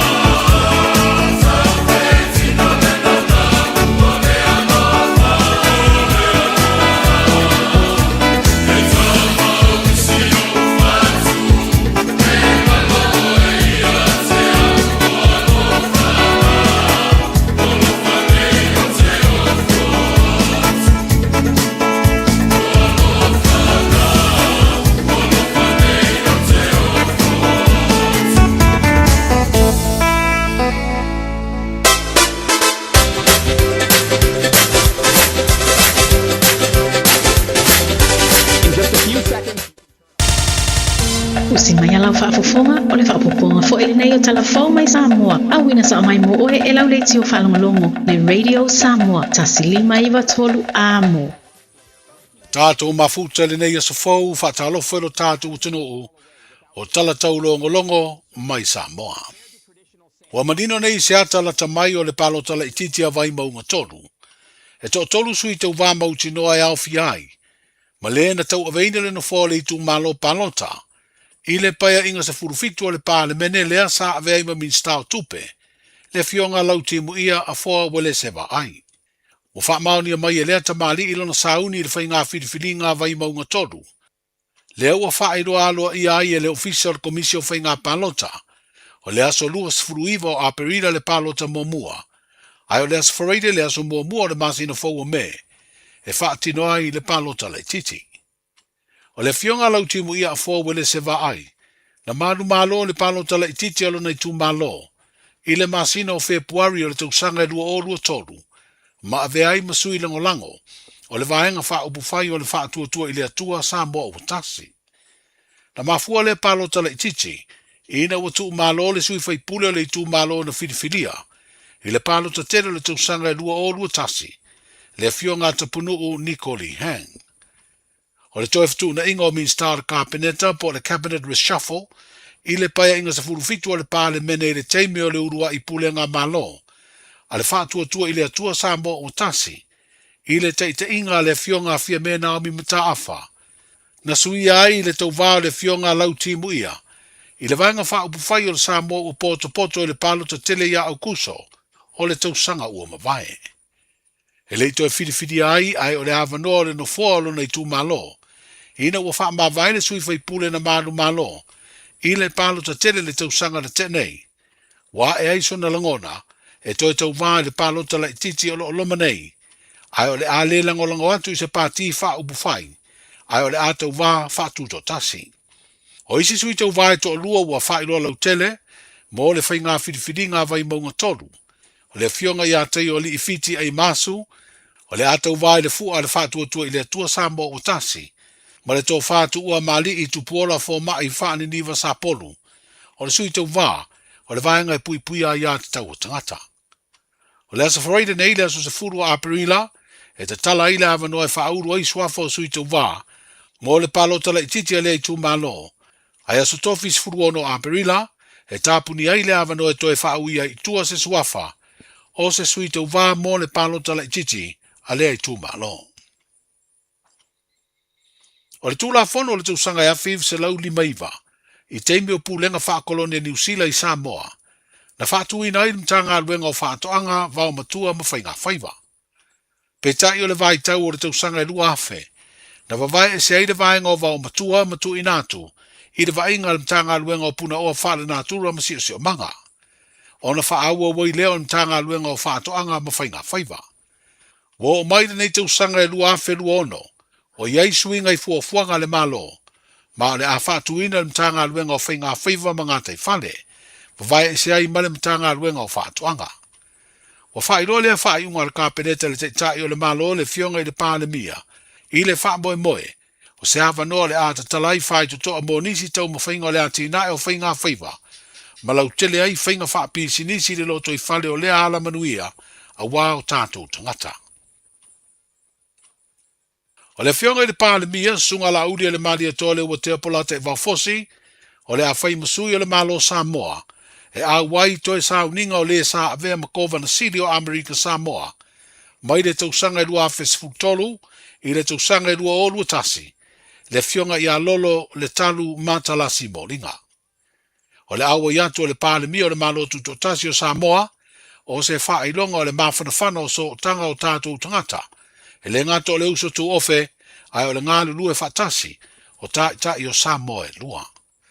O le ngata tonu o le neiva yaso, o le a whai aito e sauninga ma wha aloalonga wha le malo, mo le sa avea ma tai o le malo o Amerika Samoa. O Samoa se tasi o tunu u wa tuli matai nei e le komiti, a malo au whatasi, ona o le mou o tangata ma le loa, ai le o iai se tāpenanga le lei e whaatiro ai ngā luenga, mo le sa ilia ina ia toe maua ia tangata. Wa whaeloa i se lipoti le tu ina mai o se whautuanga, a lea komiti le malo Samoa, e tapena le leiai se ta iala mautu e whaatino ai su e suenga, ma whaia sa i ringa i tangata e mou ma leiro lo atua i lava, o nisi e le o maua. O le aia inga o lo iai nei e whato asa ili se tangata ua leiloa, pe atua na i le luas furfai tu la, o se tasi leo atu ngā lunga o komiti a malo o whatasi, o na menino mai ai, e leo le lei tāpena ngā Samoa, i le sa i leo tangata e mou ma leiro loa. O le vaita maina o whanau le atunuu, o se isi leo atu ngā lunga o lea komiti, o na o lo iei lape ma whaale tonu o lo o a fiai, le whaangai o ia o lea tūlanga, o na iei whanau e vaitama ma mou atua i lava ua lei loa po whea, o wha mautu wai. Tasi leo whautuanga mo Samoa, ia le lei o na whaia tāpenanga mo vaitama, ma ia whaatūlanga le lei le vaenga e mauai whaamtalanga, i le lesi talaina o pepe fou e whananau. Talai o le nei aso, Ta lofa lava, o le si ufofonga le nei o Samoa, le Radio Samoa. Le Big Pots and More, o whaiti tia te wonisi o loa. Maua steamers, woks, olo la pupua, ipu te ata, ipu popo, maisi. E iai fo i o ngā mukesi, e whaonga i tutonu mu fafu. E whetau i le lei mo a inga e ka le sia ma soo si wha moe moe. Le Big Pots and More, o mea uma e timena o miha, i le whale o loa e tasi. Asia siane i se la lai lata i fo iate oe. Tolu lima tolu Great South Road o Tahu, Westfield Mall Albany, Unit 3B, Tasion tolu Stoddard Road, Mount Wasco, tonu no tasi Great South Road, Takanini. Talofa! O tau sai liso ta avali. A fio mai loa i le aloha cars i wiri. Le eise te posi mo mia, a palai nei ma maua i le tali. Tali so se lai sene ai iaia e inga whapitoa. Pala au mai lotina o le aloha cars. I le ovalu se lau, fitu ono valu, ono o valu. Pe si asima i le lua lima valu, Roscommon Road, Manurewa. Kia ora Aotearoa. Good news. The starting age for the National Bowel Screening Program has dropped from 60 to 58 years old. You don't need to do anything. When you turn 58 or 59, you'll be sent a free bowel screening kit. Happy birthday. Even better, you'll get a free kit every 2 years until you turn 75. Bowel screening can find cancer early when it can often be successfully treated. It's free, quick and easy. Bowel screening saves lives. When you get your kit, just do it. O mana o mie o e pose isi lo a inga se fisoso ani tau whi malanga inga mo New Zealand. Ima ta au pue peo le vaita mai no whanau po anga luem. A whaia lau tali o le ioi, wala au loa Ken Ferniho o le Fern Immigration Services. E iaila na lai sene, ma o silia ma le se fono lima tau sanga hola na tau tua. E toa tele tangata o fisoso ani iai Ken, ima ta au pu tau whi malanga inga. E awhia ima ta upu na o atu le tribunal, ma apili le minister. Tanga iana e le Facebook, ma le upenga te whailangi i moli mau. Mo nisi whamtalanga, wala au mai le Fern Immigration Services. O luatasi, tasi lima tasi, o lima.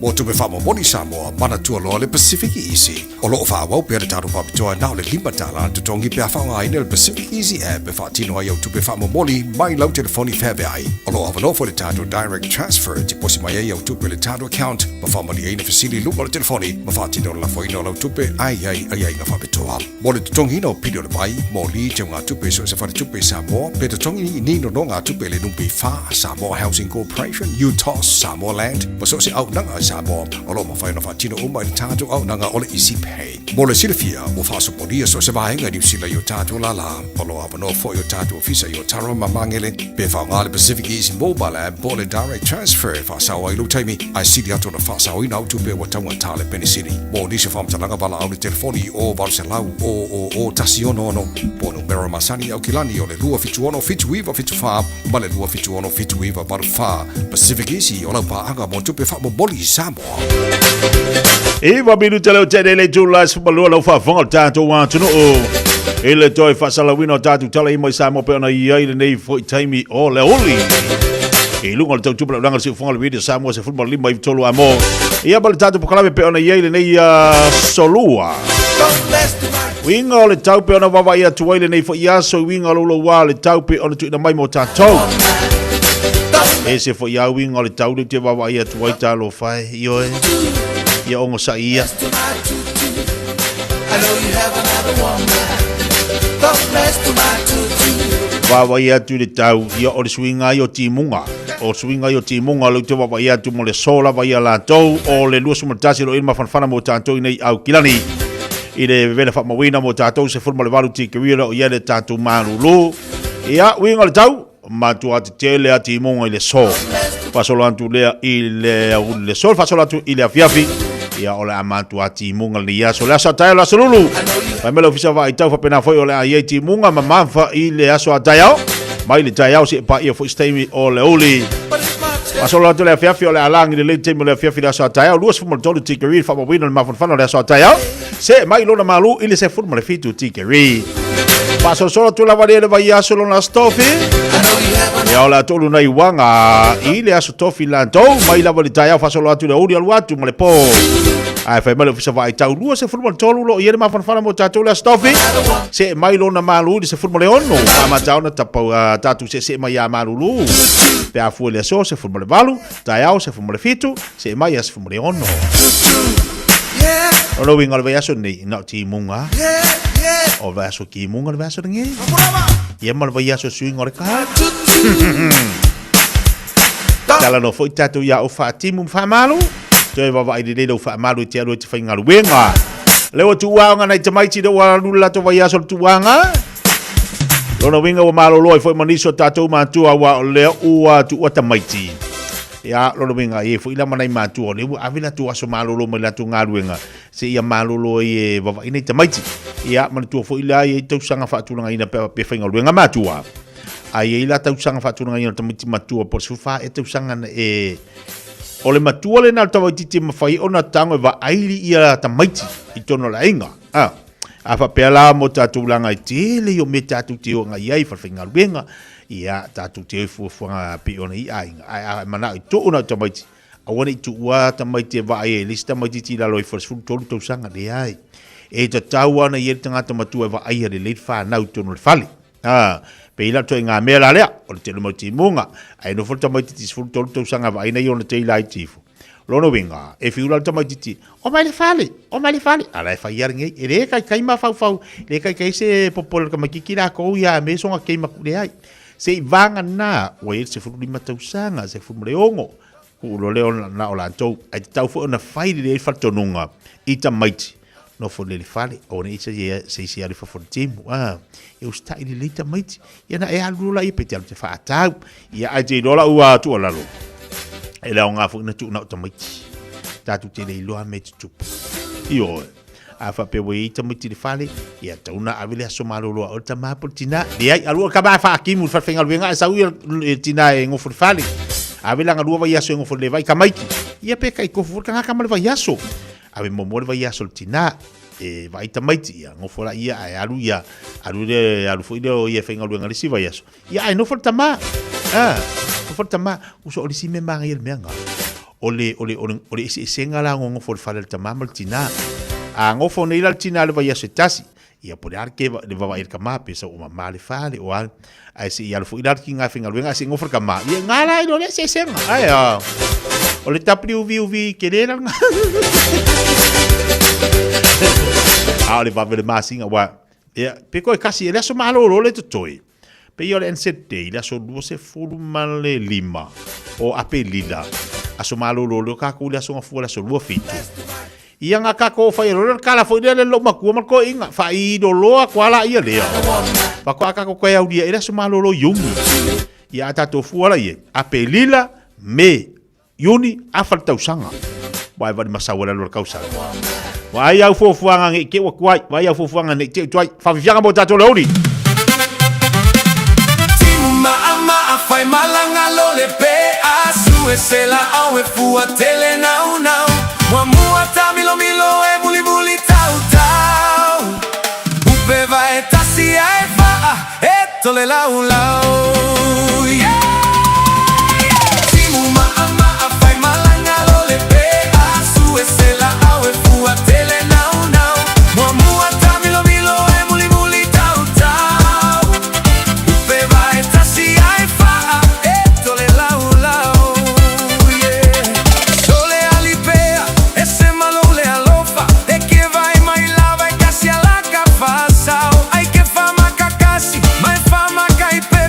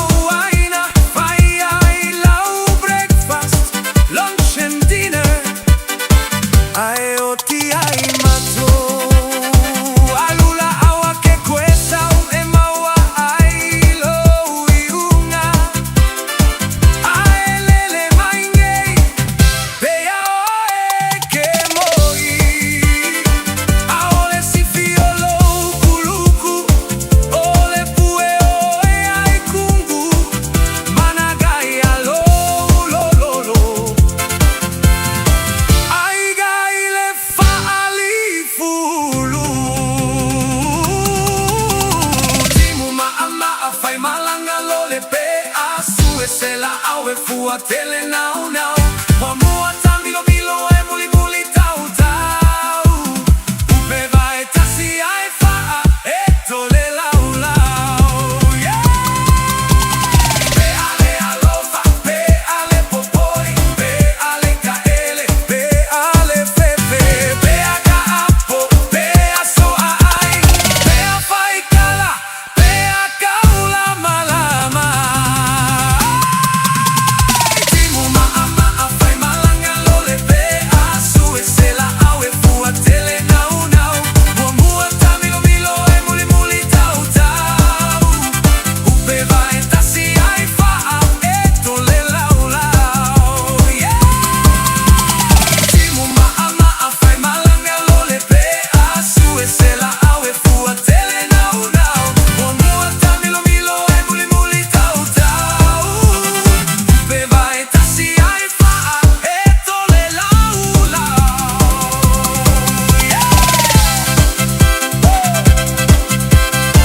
Yo, ese fútbol vale un minuto lo c'è dei lei giulla, ese fútbol lua. Aso kibu fa pengila aquele foi que no le pea. Le a fere lei solo. Vai que wale le le se pea.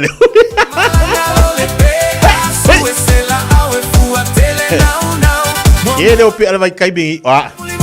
E macau kia. Ele bel macau kia ko eu fofongia. E ala bal pea fode de su e be aonga. Aí de coi vai kasi dar cama. Cama nge o vai lua. Cama foi lá, a lava são cogia.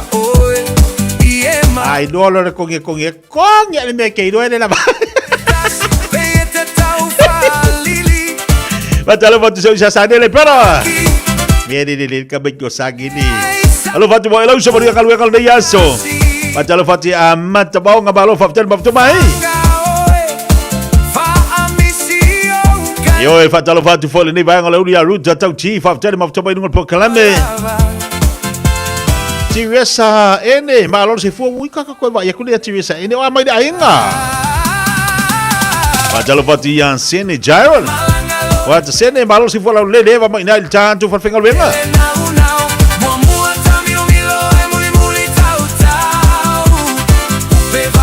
Wala le vai aso ngel vaso pension. Ah, ngai ko inga mangai lu mak. Mau ki ngo fo APR fere lei or falos ko inga masi lu mak. Ela mal pension. Ia mala foi penfik. Ai mesi ala kama fo nga sia ko anga fengal venga. Ya fo ila lama fo se lengis ko inga masi lu bakua. Ia ba yor ko inga malo matua. Ah. Ale le aku sepi afa pengai ko inga aso fa pengi. Awol mai mau ai. Vai lo ko le masa nga felo ko le. Kai do.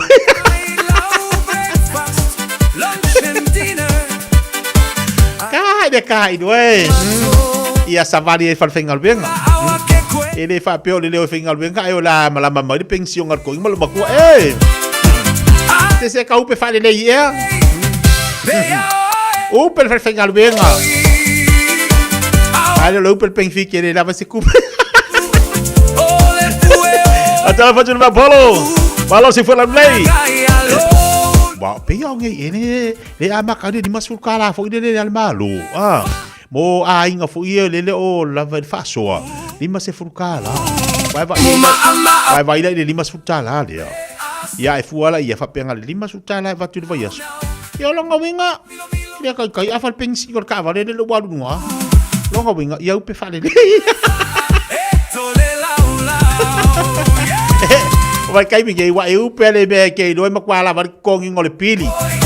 Pido le fale, pido le moli, o le pido le sky. O la que le fongi con i kongi o cavale. O pele me ke do la val faso. Ai wa ke eu pele me ke do e di mai ku.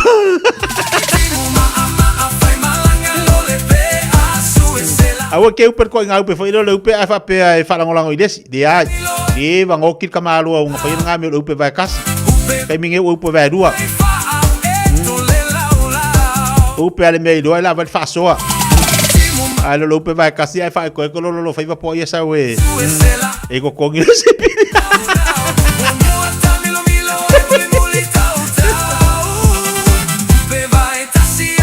vai vai na mangi o pese ka milo mo wa ai po le har ko inga va ai de olanga le olai nga ai fa pele ke vai aku le olanga la wa fai singa ka nga kal se fuanga ia nga ai lo le me ka nga fai ai lo le sau mo ai lo sau ia nga ai halu lo le akwa ia wa vai aku lo wanga i lunga tau ta so fuanga alai ma sau ala wa ia nga ai upe aku le wa le upe la wa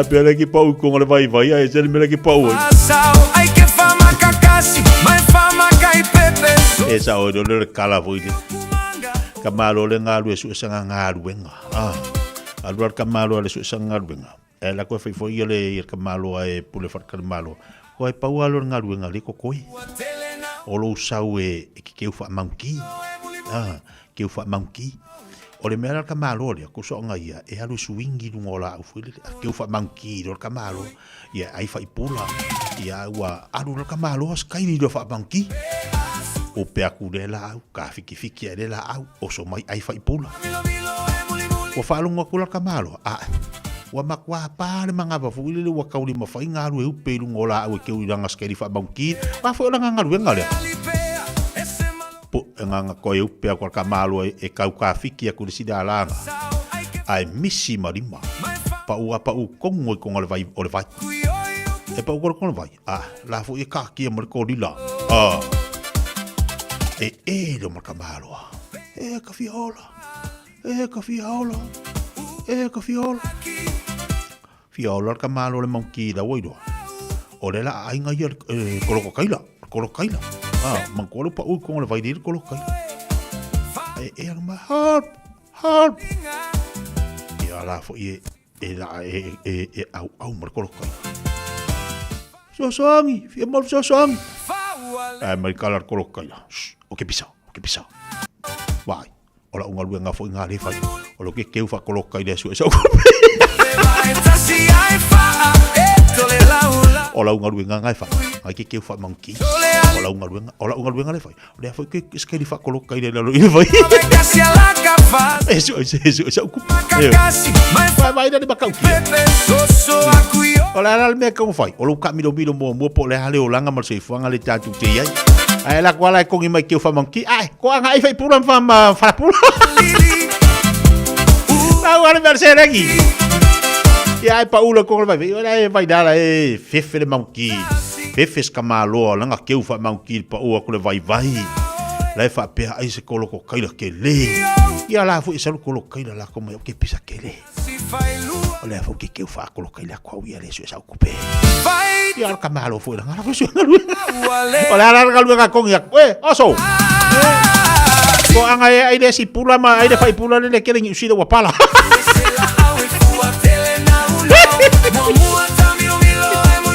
Luas full 5 minutos lo jadi le jula se full bal lua fa fi nga musika fi lo lonely longa tu tu le Samoa. Da sini mo tolong mo. Doso mai luma. Pamaloti ne abda vale.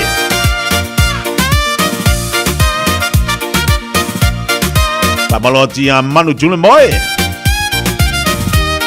Des fatalovato de vanga lasso fatalovato fal tua yan lotto ia mas fo le fianga no malo malai ngalo mafuto mai nai pen miwa solo mata bu fatalovato fatis mai pa kulanga pama tua inu fatalovato de vanga la uli pamalo te fa wina tani yelu ia mai la to malo mafuto mai tau tua le Samoa luas fulo lo tele tua suma lua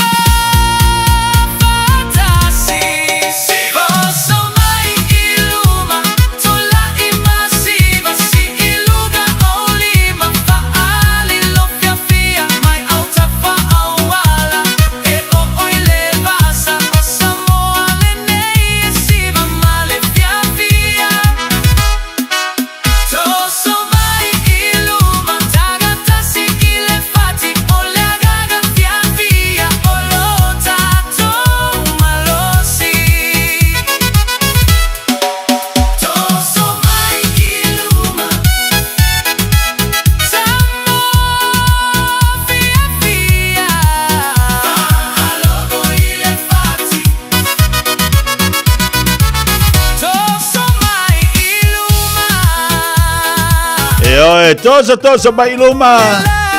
Awal to so atu to mai luma le wanga iluma tatu to sanga. To la titi maya iluma. Imo fa talvatu tatu po klame. Tapu pa uma lo se fo laude le. Le wa suri tai mi lo winga le wa mo samo ya tatou. Ta sila le tulalo mo samo ya tatou. E le bae ngalo whalongolongo le whaingolo vai aso se tala Fiafia fo ile mo tātou ina ua whalongolongo le pokalame le fofola le whala. Na whairoa i le lipa le mia, na mawhai o na tonga fiti le tau tonga le fatu i Samoa, mai le tau sanga lua fasumar fitu. Lua fasumar fitu. Fatu ato e whaide se tau tonga i Samoa, i le whalema i Samoa, i le fatu, i se tasi fo i o tangata Samoa. Aina whapela na malanga mai ia le foma i mai fiti. O ia la lea. Sa whatino ina ia le afoi. Le tau tonga la lea. O le mema nero whalongolongo ti ai. E pei ona ia sa ngafa ma le whatontonu ina.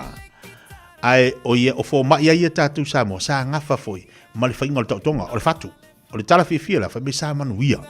Na manuia le sa fai tau tonga. Pia le li. A fa pela al fato fala. Inga male vava ima maule le mtanga ale malo.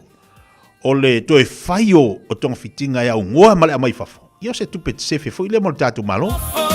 Io e se mana ia. Toe tilo te vava aina ia toe. Tasi le mtanga luenga e tau toe vava ia tatou. Al mtanga luenga le se fo malo luina. Wa o i e mai lo tangata. Avelo ia. O le fale mai. E ta taula, ona le lei mea uma o moenga, o me ta o toai mai, ia o lau whai ngā ruenga, ia o me e taun ta pena. Awai le whapea a latu tanga te tinga, ia whaatari tali mai na.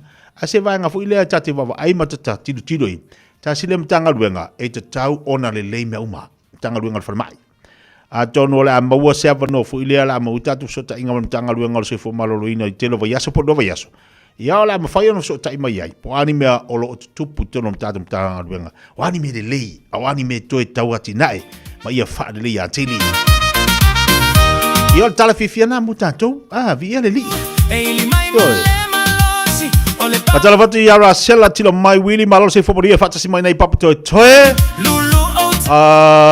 Rupi Lewis whatala watu. Pai me letele ti munga talo vai. E masimi fatalofatu e masimi falangolonga dit kalai se tete. Ya bal to telo tato le mafuto bai lunga tato pokalavi fatalofatu ya to uma lava malo lava ngalu e malo fo ona sai. Ino la pele. Ba vivianga ino to luas furma valu minute talo le tulai tansi.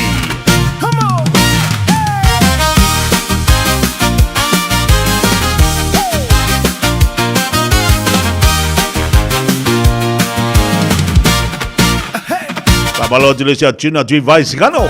Siva mai, siva ta amilo maso so mai. Ua malo si tele lo siva ta utala. Ta upuni ai sia umanava. Auele malawatele. Ta pepe. Oh wai pa apea. Le pomu abawa asumai lugar. Minoi atuio. Soy ale pao.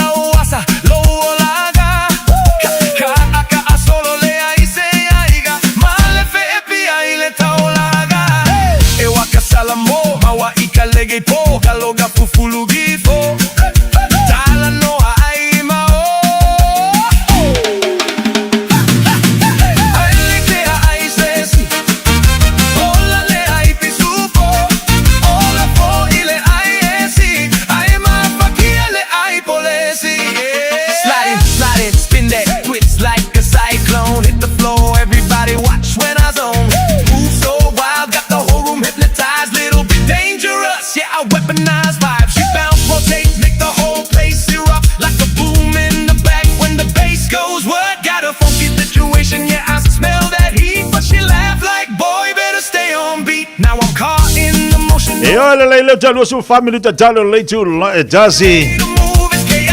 Sa banga le fata simana I America Samoa fatalo fatu ya basement. Mai ta fune America Samoa. Sena yo sefa fa mai im fa na tatu pese le rupo awo de pole. Pa malotu ile ne foi vanga le oli. Rancela tilo mai Willy fatalo fatu ma fatu mo si tina ya taumaya. Ma lor se fomonia tina. Maria Payalala fatalo fatu mai bispen aus Italia. Fatalo fatu zo ya Moriba. Lo fatu pela. Lo fatu ya mole fatua. Tu fede ya lasi. Wale kauntina ngau vai aku ilunga, wa kau aku ngal makeki. Vai pelo kauntina tene na sala. Ya tak vale dunga la tele fai mali o tu sa fai mali o tu tak vale io o tu ala lo ia o fai si mase se fo ile o le wala ya mal pisio lo iai ia so tibu va penei o fo tuanga tu ala lo proclame fai malu o tu fai va mau per to vai ma no sai tanto Rosa fatal fatu Rosa ma lo faten ma mai pa ta si mai na South Carolina pa malo tu fo ia Kari do po iling o my name. Malo si fo manuia, malo si fo laude lei. Le tato pese lo po. Awolo fatu ai mo la jolo mo di mana mai nei teme oli. Fai mali lau tari ngasua. Le wa solua. Ngai kero le me ai sa toi me le toi tu. Ya so sa ko popo va yaso. Ele fa ai longa ina oni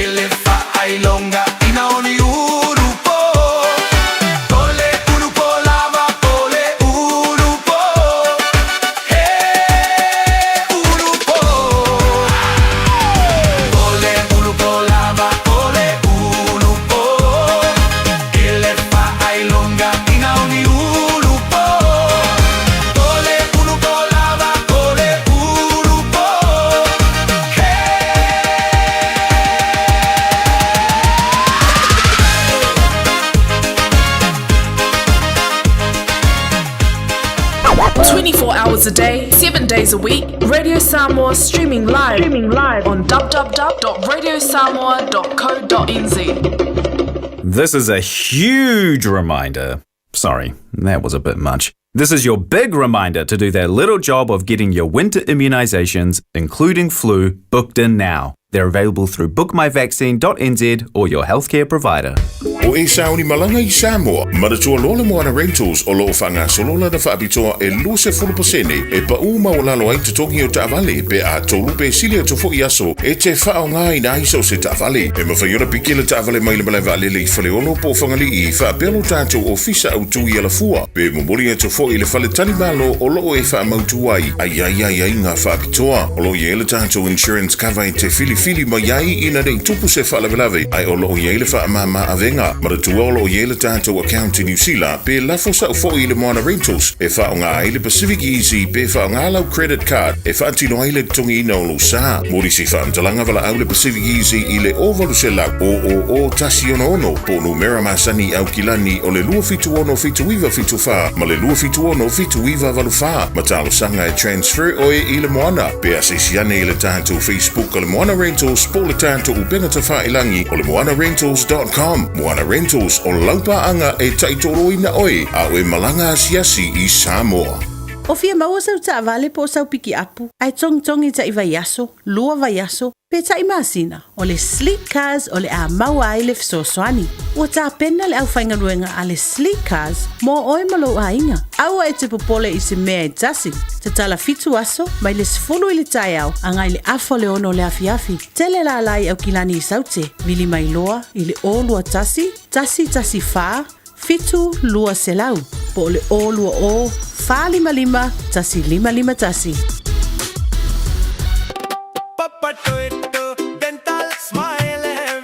O ti ngana unifo, fa wapene loi le Papa Toe Toe Dental, ma fa o ngalo Community Services Card, e se iai lo nifo I le nao le fase fulu tala. E fa ia foi nifo auroi fa ai ila ai lau smile. Susu mai pe vala au mai I le Papa Toe Toe Dental I le lua fitu valu fa valu tolu o le tua tusi tolu fitu lima Great South Road Papa Toe Toe. Papa Toe Toe Dental, smile every day.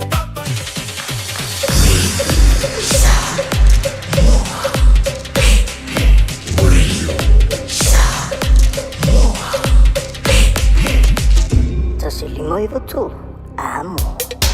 Malo leva malo le sa fa malo for de musica for de sulla for the chat of Fiafia. Isa po le bese malo sa jo, malo for le la so vanga. Dai si male vaenga. No malo le vanga malama la manga de Fiafia. Fa la bu fa bali.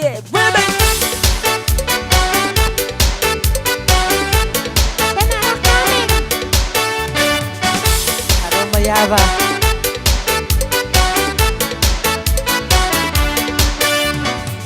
On a road just to follow a dream he had to find. You can't know the man, then they follow the dream that's on his mind. I see a boat on the river, it's sailing away down to the ocean where to I can see. I see a boat on the river, it's sailing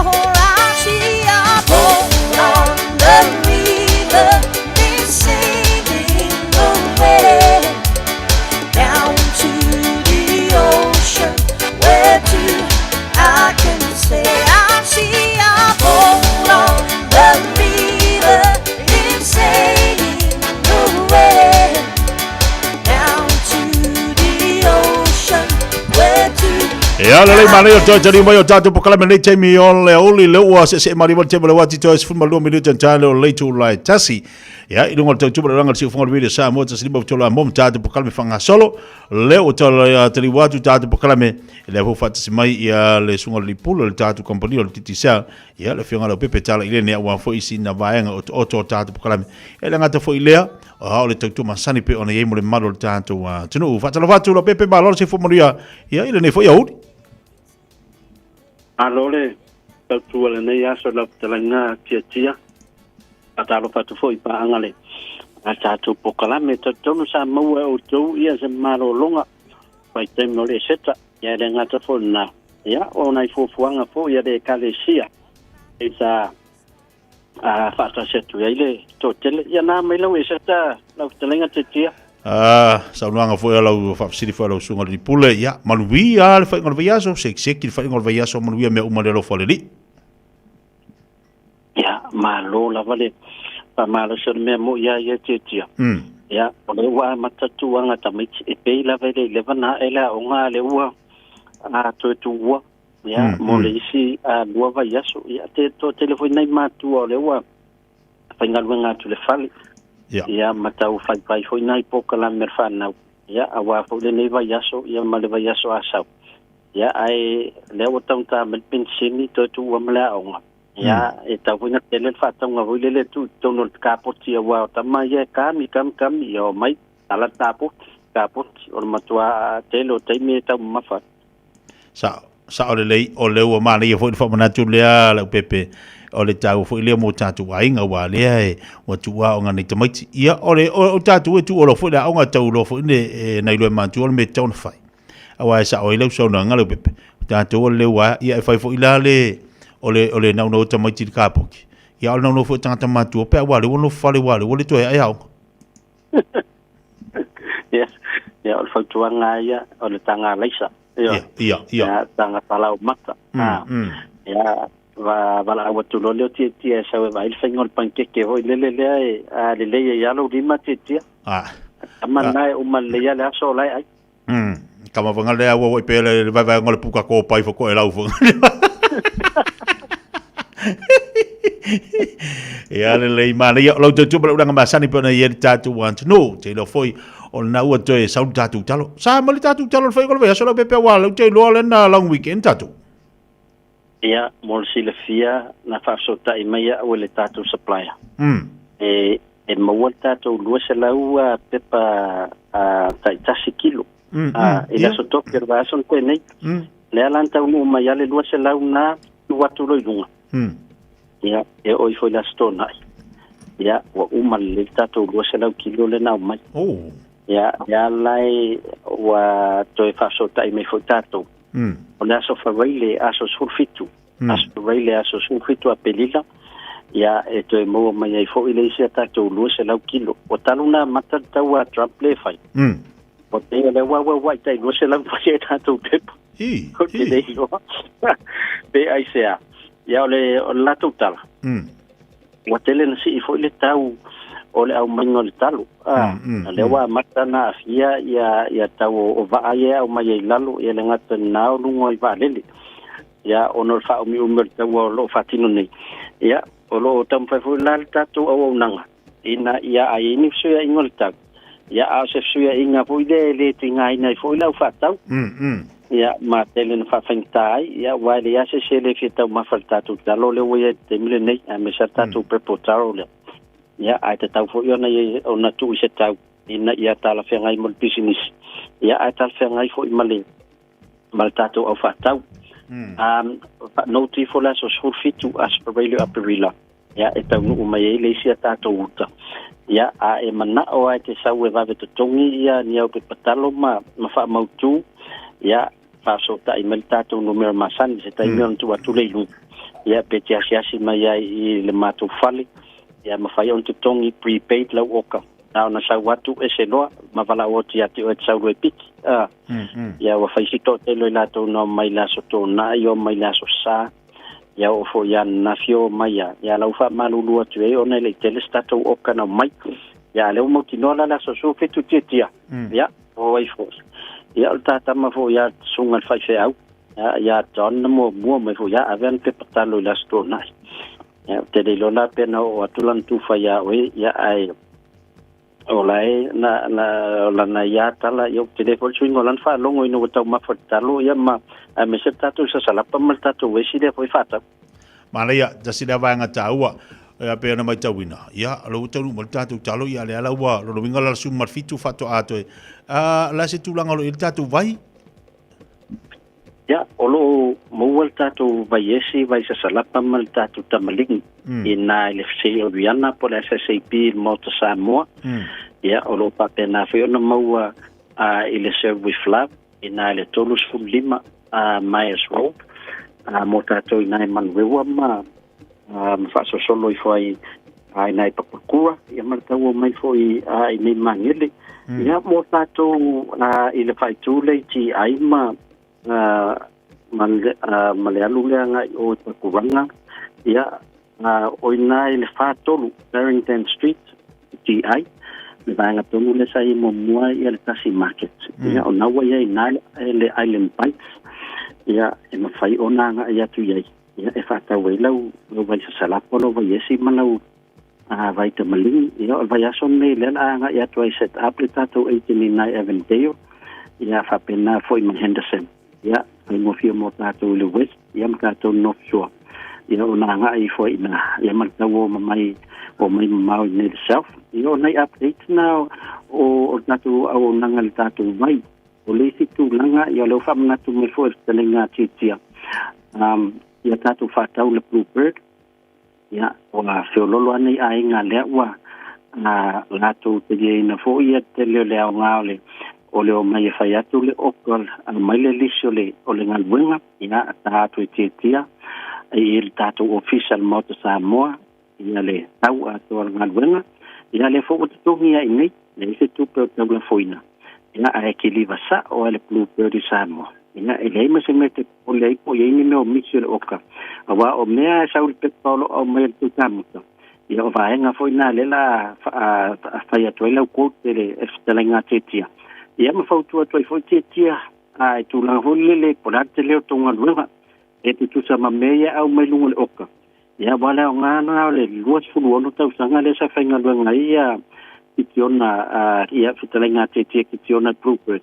ia la usa malanga experience na in New Zealand em fa ya na uti lo tu le oka no lo le a fe tolu puti mo e lo le ia fitalenga tia ia te lo tangsima o te lo piliki telo lau papa e ma me alu ngadwenga le sila vanga ta wana wa le la mo ya o tule le ma fan fananga voi le roi ya le okale na merko kamuta ya na o me ya alu to fali la au mai ya le o mai manisi me le o ngadwenga ya o le ta wo vo na le o na o nanga akitiona ya por telenga tetia sa le alo fianga pepe o le tasina vanga ta wa le por ale afu le tufunga sa umbalana o ka foi le fa petol putu moi a te va ia tu le to fa titia o le o kal farsa lo venga te le fa ma venga mo so sani foi le to fa titia tangata e ta wona to e fotu ina le tu no ina i mo fa into te tilo mo to va ile o kale ma ia le wa ia tu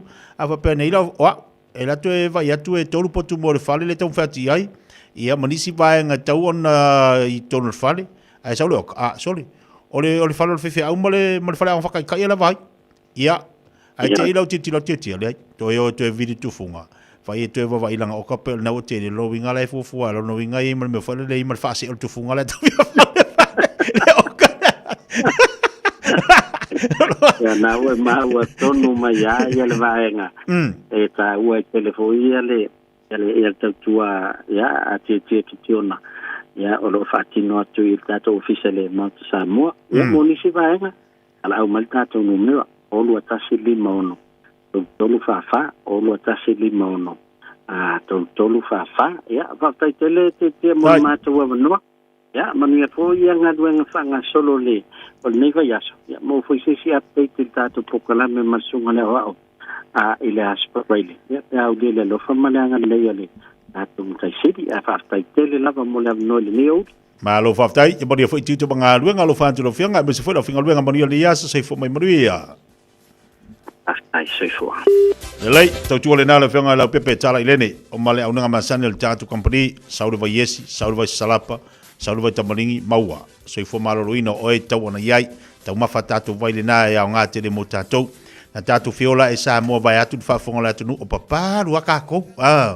I ngi mo vai Samoa o auke, ia o le lau kongo, ia o le lau kā, o le akasi, o le kele ia lau la au, o le fue singa, ia o le afuringo, o le avaiku, wa vale kele lau la au yo keidua, o makwa kele lau la au, ia o le pua pe amiri ai, e mai wa e pule, ia o afuringo isi lau la au kele ia lau sau neida le vai, vai le tau o tele o nanga matautua a alum tam whanau le tatu watu, ne usalo vai kamaringi, sau le vai yesi, ia, pa wale menka ko vai lava i kaimi e fai mai o le vai esi o le esi nga le fu o le esi fai supo esi a le vai wao nga te le vai vai esi vai sa salapa ia pa wale mea o lo karu so ai sa salapa fai pe apura ai ka kere ia vai na le ao nga o ka se ta ua o mea au mai e le atu o le tatu si o manga ao nga le soifu o tatu tangata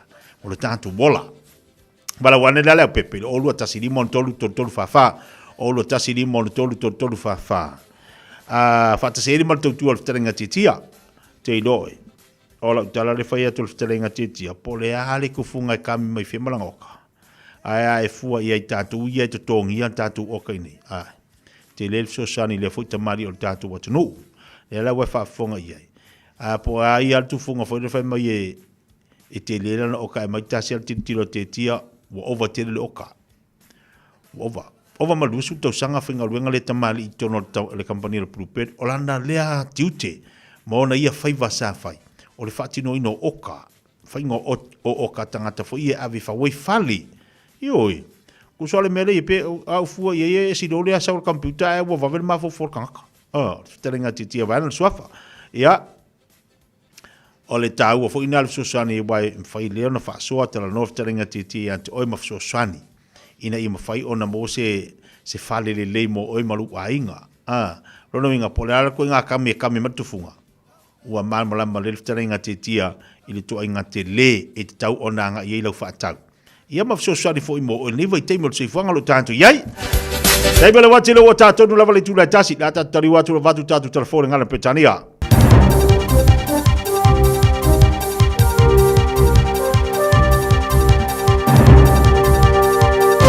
In this update, Iran has just 24 hours to make a deal before Donald Trump's threats of total obliteration could take effect.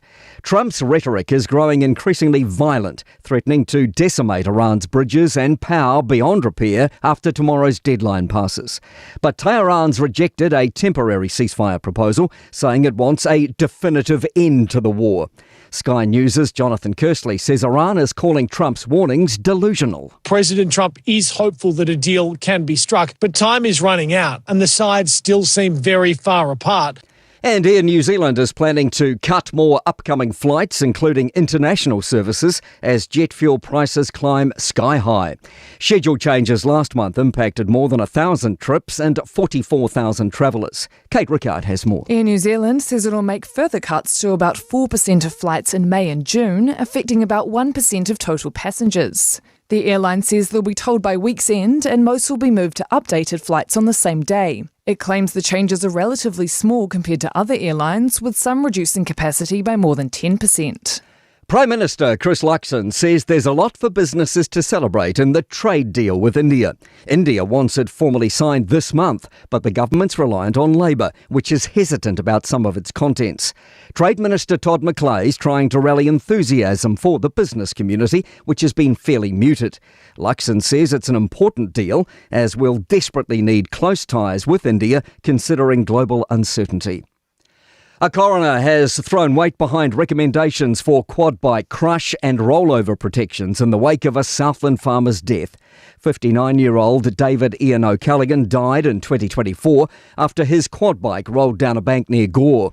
3 other farmers died within weeks, prompting a WorkSafe push for a refocus on the risk of rollovers. Farm vehicle incidents are one of the top 2 causes of New Zealand workplace deaths. Coroner Heather McKenzie is urging people to follow the advice and install crush protection devices. That's news. In sport, Nathan Cleary has extended his lead in the Dally M standings after steering Penrith to a big Good Friday win over the Melbourne Storm. The Panthers halfback took 3 points from the round 5 win to move to 21 points overall, 4 points clear of teammate Dylan Edwards and Warriors forward Jackson Ford. Former Tactics netballer Paris Lokatui has signed for Matatu ahead of this year's Super Rugby Opiki season. Lokatui, who last year signalled her intention to swap netball for rugby, has been unveiled as one of the South Island side's signings. Wellington Phoenix defender Mania Elliott has been called into the Football Fern squad for their 2027 World Cup qualifiers this week. Elliott replaces India Paige Riley, who's been ruled out through injury. That's sport. I'm Malcolm Jordan. Hey, hey! Oh.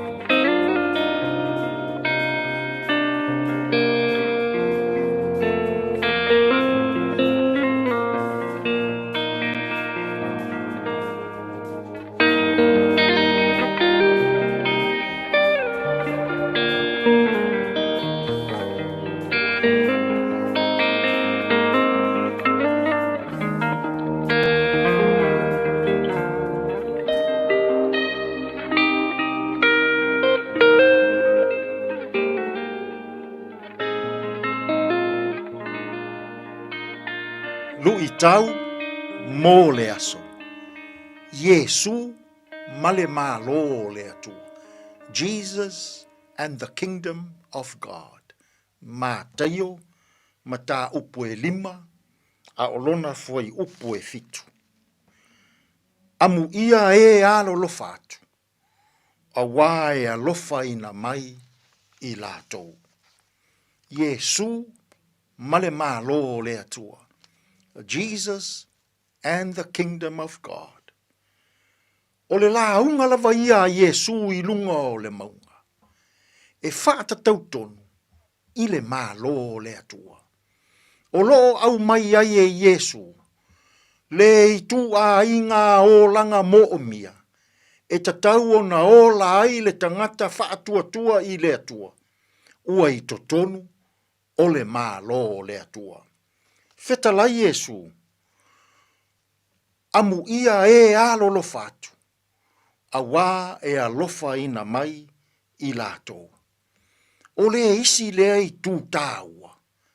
I le tu a inga o langa mo o mia. O le malo le atua. E whaavai le o ngā Yesu. I se tasi o ana mau. Ma ana o onga. O le mea e te fua ina atu I le isi o uso a tangata. E toe fua ina mai I a te oe. O lona winga, a e loto wha ngalo atu. E wha ngalo ina mai fo I oe. A e loto a lofa atu. E a lofa ngia mai fo I oe. A e whaia atua se mele lei I le isi o uso a tangata. E toe whai maia le nā mea le lei. E le isi o uso a tangata I a te oe. O le whaavaelea. O le a o onga Yesu. Amu ia e a lolofa atu. A wā e a lofa ina mai I lātou. O le mea e te fua ina atu. E toe fua ina mai I a te oe. O lona winga. A e alofa I le isi tangata. E alofa ngia fo I oe tangata. A e loto wha ngalo I isi tangata. E wha ngalo ina mai fo I oe isi tangata. A e loto maua lalo. E loto maua lalo mai fo I isi tangata I a te oe. Samoa e. O le anganga moni lea. O le tūla fono o le whea ngainga tuai. O le ola loto alofa. Lea ua au mai manino I Yesu. Le winga moni o le tūla fono a lea tua. O le alofa tū noa o lea tua I a I tātou. Samoa e. Ua a mata ona e mativa. I tangata o la alo lofa. Ua mativa la tātou whainga mālo. I tangata o la alo lofa. Ua mativa nuu maafio anga. I tangata o la alo lofa. Ua mativa tāpua inga ma e kālesia. I keurisiano loto alofa. E mana o Yesu. Ia e ola loto alofa. Anga le lei le tangata mativa. Alofa I le tangata le tau aloha. Alofa I le tangata vai vai. Ia e loto alofa I le tangata fiaola. Nā o le tangata loto alofa. E alofa ina mai e le atua. I le nei fo iaso. Ai a pe a sei e loto alofa tasia. I le isi o uso a tangata. Ai a pe a sei e alofa ia I o mātua. Ai a pe a sei e loto alofa ia I lau whānau. Ai a pe a sei e loto alofa ia I lou ainga. Tātou te tālo. Whawhetai tele le atua. O le o ngā tonu lea o lea o ngā Yesu. Ia maua e I mātou le ola loto alofa. Fesoa soani maia ia mātou fe au mga luenga o le ne yaso. E manu ia ai mea uma. Lou lava suafa Yesu lo mātou alii ma lo mātou whaola. Ua mātou tatalo atua I nei. Amene.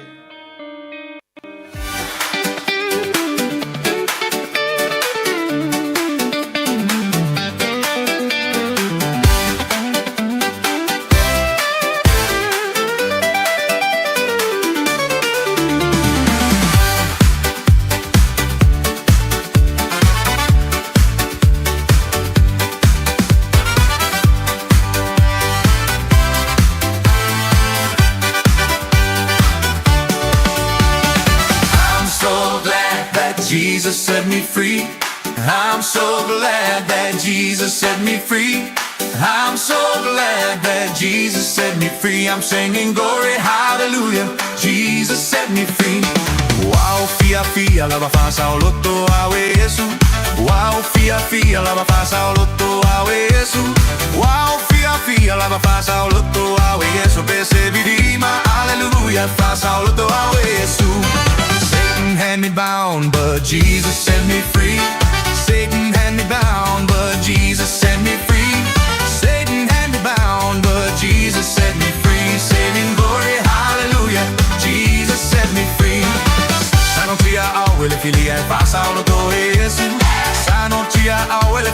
fa saluto Gesù. Sano tia awele fili en fa saluto Gesù. Pese vivima, halleluja, fa saluto a Gesù.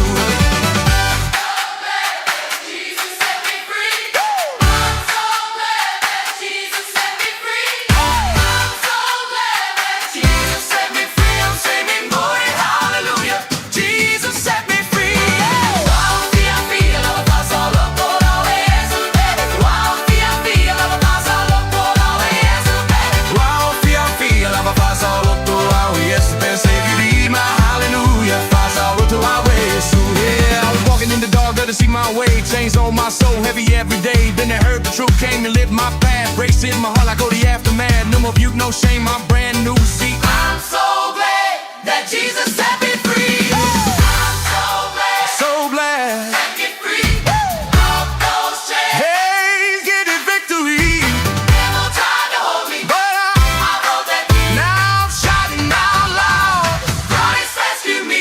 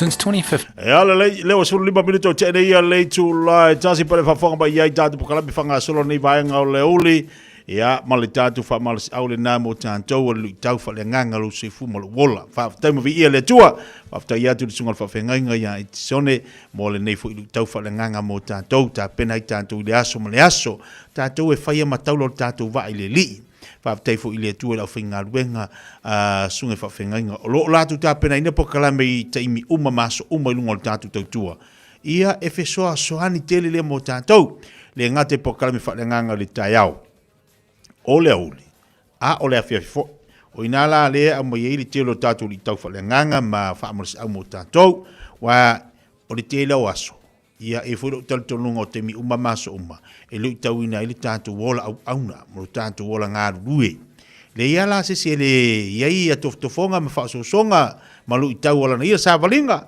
ai fa fitai o le ai e mo mai ia na ile tau fo ia mo tatu manai o mai nai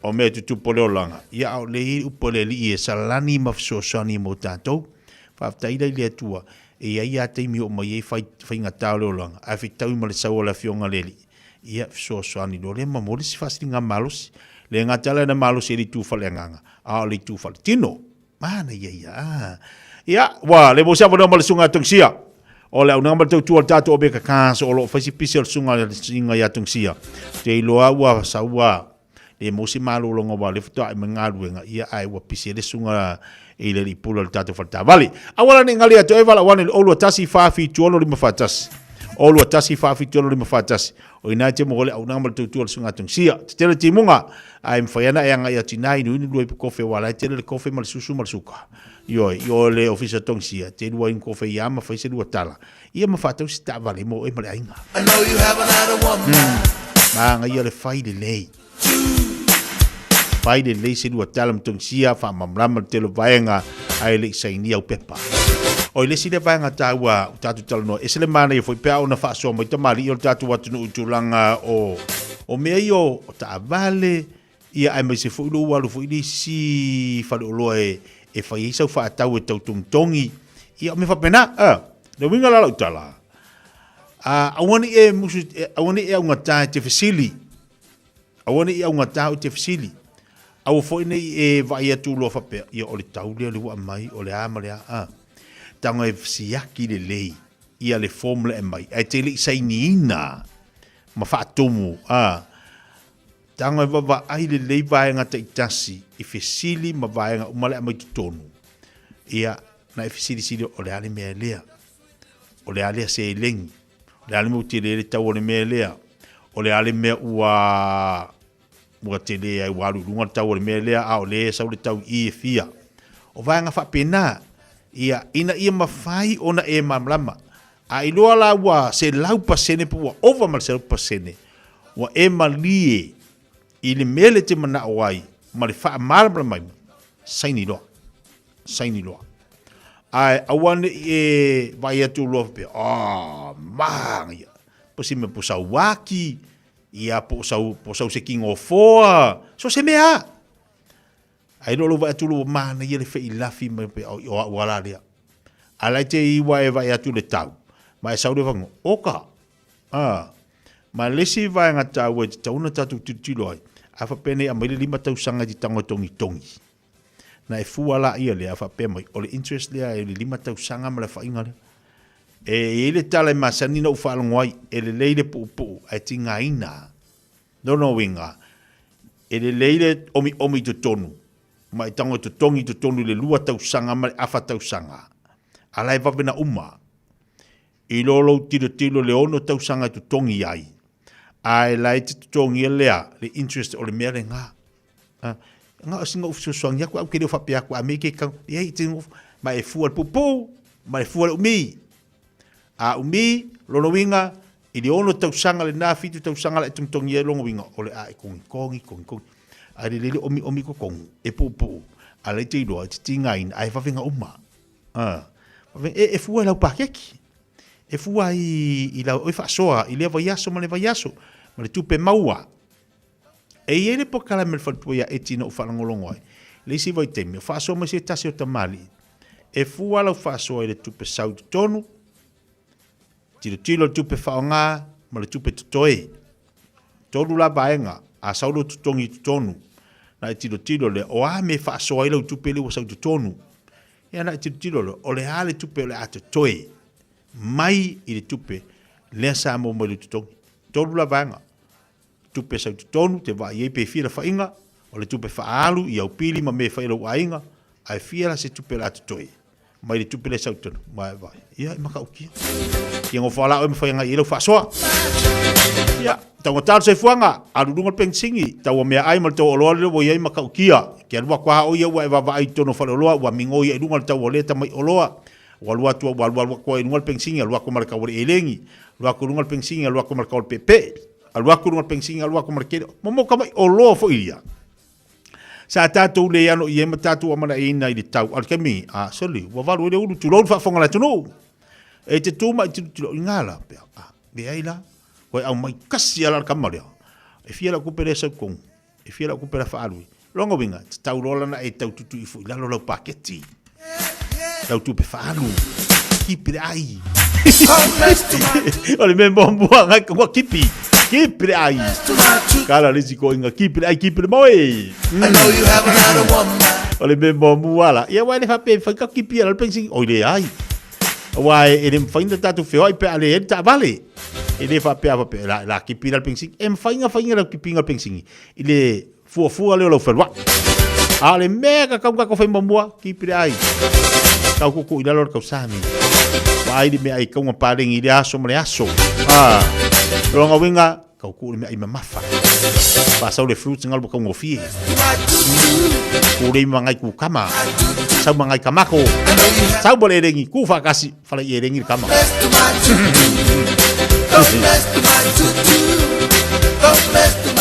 e afa pianga ki nga fa kio ngai ku kwangi wo upu masani ya la le be ku wai pa ke per kwangiu ai ava ia ko uang al kwangiu ki nga me ko la ngal kwangiu pa kwa morol kama wedal sa lo kama pesamino kali al kama ngal pa kwa mo de ai si silio le ta bolol pa to mo ai i le dungole kako kama fo ile ole onga umu se veve la mari steak ko fa inga ala veve la mai la pa kwa mo Ai ba ai la ai mo de no se lau kala le steak ala fi ai aku lau no su tala. Usa no se lau kala le ai ka steak. Ai no se fu kala le ki ai ko pa ko mo. Ai ba ai la ku kusa le ya e ki lu au dia le ya ka ya. Ele va pe ai mo de steak ngau dia le ngo le fia ai aku le pa ko mo nga ka le ngo ka ya ka ya. Ui le ai se me va pena. Ele ai. E o mata tu le ono le fia. Ole pa tu mo. Ja, maar tatu steak. Alles is en al kau. Luas voor 12 minuten uit China le tu lai tasi se ba sina fa Fiafia ngai le to tele la tunu sa na mia mal tatu pese le ma vai timonga. Yo e walang le yo so ba le pong sa. Pong sa lo le si me fa ngi ko ai pe akas fu du. Pa talo pa to tele la tunu. Alo pa se ya pesa mi no mal tatu loli. Motu en malefato yang ane lo bafuto ba inai Brisbane Australia. Pa malotu ya Queen Sambau fatalo fatu. Fata si membra ina nei manu kau. Ya wa pe fole to tele tatou. Le lo bafuto ba dungo to le Samoa.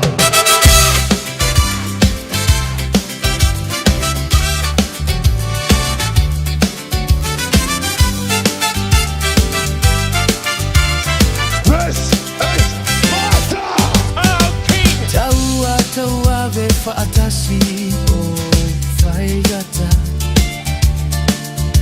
Fagalo nei mafauga Be ai sea Le alofana ve ale mataua Fa avai A oneiwa avea mateua Mamai Amma vai o timuga lagi lele te ai se le pogisa nai lo meuma oni asu lele o asu amasei fai le tonu e lo alemoni o lo alofa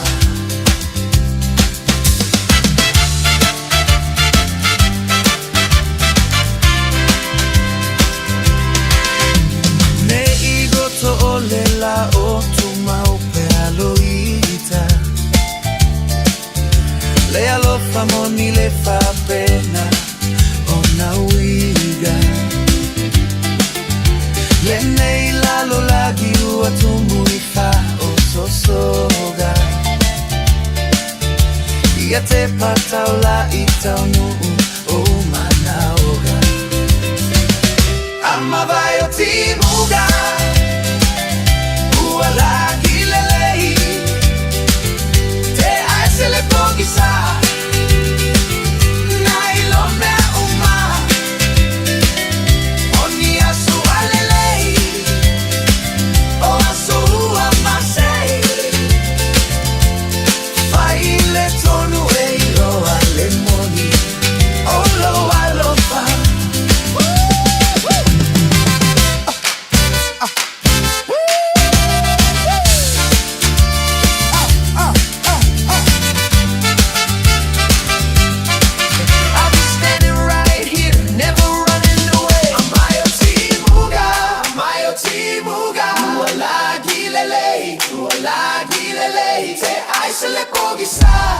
ai se le pogisa nai lo me uma oni aso alele o aso amase fai le tonu e lo alemoni o lo alofa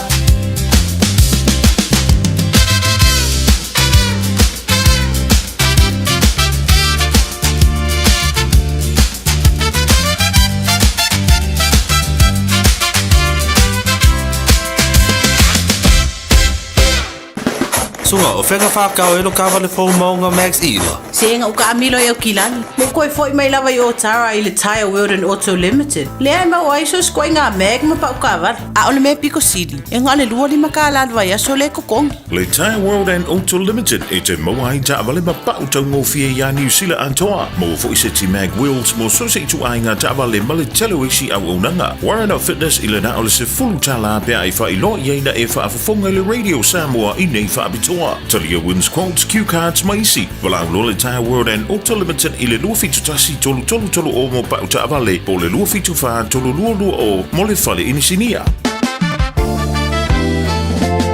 O tau sa ili se Samoa lo ainga. Po o tau sa ili sa umasini tutua pe o le Hilux ma le Ford Ranger. O le au nanga ale kaseti e whaafai mo fie mea uma. E te alu malau ta avale. Ua e malie atu atoa. Talia le te tongi vaiaso, lua vaiaso, pe maasina foi.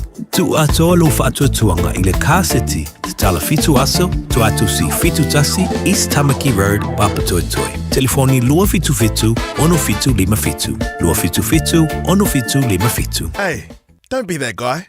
Or that auntie, ignoring a sore throat. This isn't just some drinks and lemon tea in your sweet situation. Untreated sore throats can lead to rheumatic fever. Nobody wants that for their family, eh?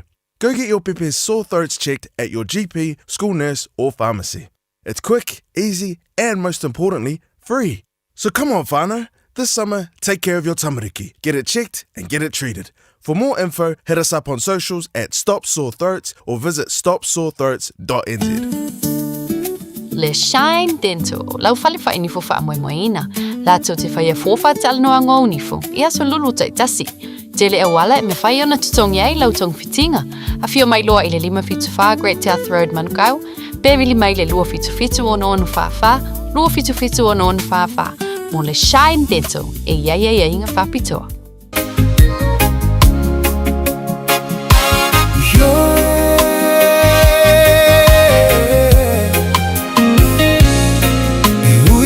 Vai faigata ai tu mau pea le alofa o te savali ile ala faigata ele ai se tupe ilo uolaga amo se ato fago e faatao se mea ai male fanao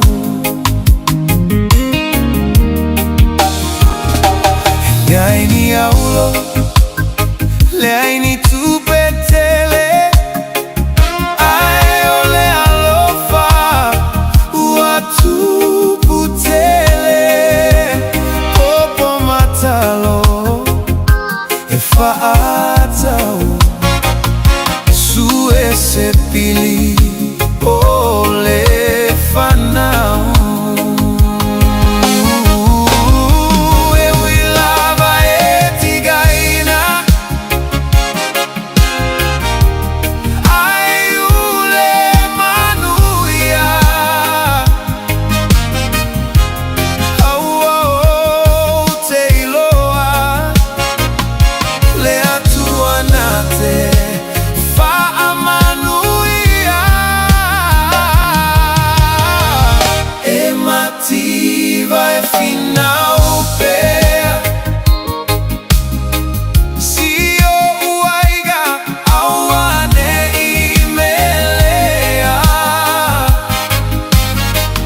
ni si o taimi wale ailava aina ole talo ua paolava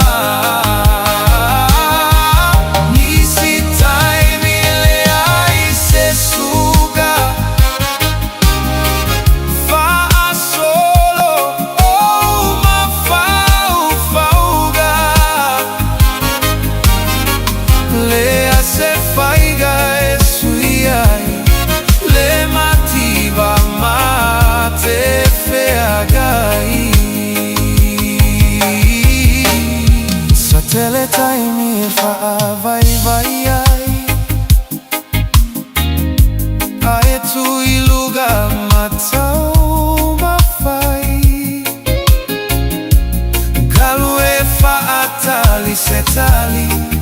talo se imatala maile lagi elasi ale mama ole ala ifaato ale fato aga eusupo ele imalama foi maitai wa momo etagata sailile sami semeai ulama sepa atawane ai le ai gayawane ifia ai le mativa na matamai ai e mativa e fiafia lava maua le alofa mai tagata faso ai se isi agaga e toi tali mai io mafati aga ele tumau semea etasi tata lo sei atali mai le lagi esuia ele atua lo tulaga e ave ao e mavai tagata E o leo te luas fulmo le olo minute talo le tu nai lua. O pol pese mantiva e fia lamba. Ya sa o le le.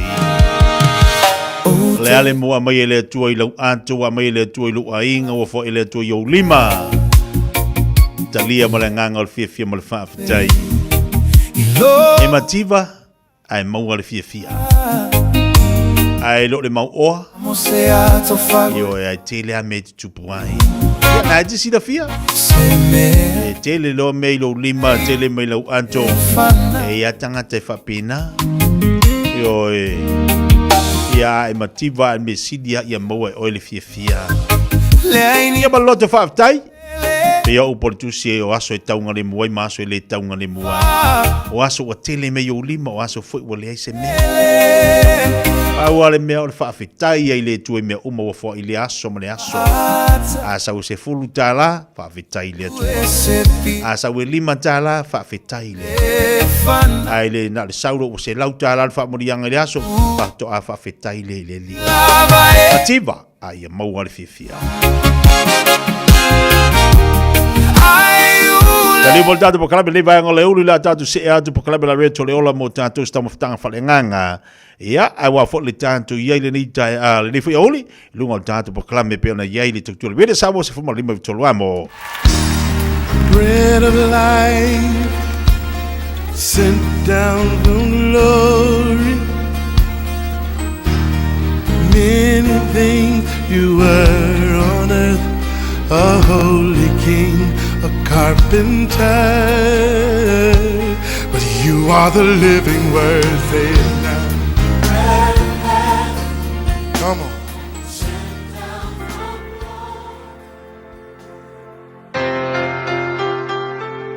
Talo fal tatu tunu uile nei fo yaso o te fia lava fa filo ia te oi ia lo mfai ona so tai mai tatu por kalame o le arveto le ola ile nei yaso o tu si le mo morko ni tus fulu liba al fe pu mo se o le fa ana se vai ngala fo upelu o te fia faita wina fa pe a ua olai o tou pe a fai tou te tau fi mau ile mata upu na fola ina ea ale au tu le tau talanga mo oile nei yaso ia ola ina lo tali tonunga Live what you believe. Ole tau o tatu tantunga fa Cristiano pela o tantunga au tule nei wa fa tau tala le Paulo. O lo fa tau le tantunga foi le tala le na maliu ke riso mo au ngasala na tanu o ia ai na toe tu o ia ile asotoru. Ele ngata ina toe tu a o lo soifua Yesu e o mai ile aso le nei. O lo no wingala fai mai le apostolo le fai upule sa fai tawina lona lua e olai o tou pe a fai tau te tau fi mau le mata upulea o le toe tu ma le toe soifua mai o ke riso Yesu. Lona winga o le tatu talitonunga i le toe tu o Yesu ma le soifua o Yesu pe na wha manatu ina nei le vai asole na te ua lena o se talitonunga foi lea wha mata upu silisili pe o se talitonunga kakou ke kaunga kakou malama lama iai pe tai o le talitonunga a fai mai le apostolo a whapea ko ke makua i tau fi mau i le talitonunga fai mai e olai o tau lona winga o le talitonunga lea wa le na o ni mawhauwhaunga ai e mawhai o na aafia i lo wolanga lona winga si tala whai ngofie e mawhai o na tangia i lo wolanga le mea lea e ki karikong wai ua toe soifua Yesu lona winga a e thea ngai ma whainga tau leolanga a teia o e whaafitau leo leolanga e ke koa fi le mu e te maua le loto tele a wai kei loa e le o maliu Yesu o lea ua koe ku Yesu ma e fesoa soani ia te oe ngapolo misi mai e lea e le mawhai o na ia tu la fwa ia te oe e iai o ia whatasi ma oe ia so uma pikai o le whanau noanga o tele o teimi nga onga kele o kakou karikongunga ma kakou ka upsiri o kakou mawhauwhau whale kerisiano ai o so whailo e tātou e whaingata ma le pressure o mea leo langalinge e fōringa mai peia o lai o ki Yesu kakou stress ai kukangaka i o maka o e whaangoa ngoa e ai se fia ai mai se pea fia ngai oe ma whaingata o leo langalinge ai o le karikongunga whai mai la apostolo e o lai oe luna winga e ke o lai ma e maua le saolutonga leo langalinge i le karikongunga lea o lo soifua Yesu lona winga a whai o eskerisiano whatuatua ia Yesu ma e whaavai lo wolanga le tatununga lea ka umai a o mai whaingata a we ke popole ia e loa o lo soifua Yesu e ele tala ele tamalo foi lo Martini Rutelu sa fa matala ele si fai au ia fa pea Martini Rutelu ia tangata ilonga lea na fatulanga ina le me foi le o le toifuata ino le kalesia le reformation a vai na mai le kalesia le ulua e kalesia sa ia sa ele taimi fai mai nga makua o kanga kam kwa fa kua ai o fa le ton fai mai o le stress yo lo no langa le tele o taimi ia e stress le o langa le ai se fia isi kai me londa soifua ma o ila vai nga fai na balon to rua ma vai kusion to rua sole o kanga kali fa kua a kusi mengenga nga kusi ala unga fo fa kua a ko kongo lona lava ai nga male va ma lona to rua o se kangaka e makua va ai le pressure ke lo taimi le mautonu a before nga o le fia ia vai mai la tala ngo olo lisias sa lo fa fine ia failanga me kokia ua ofu mai le ofu ludi solo atua ia ke ila Martini Rutelu o la failanga breakfast fai fo e marfa ngo le kaukala ai la mai lon to lua mal ofu ludi sa kulo e Martin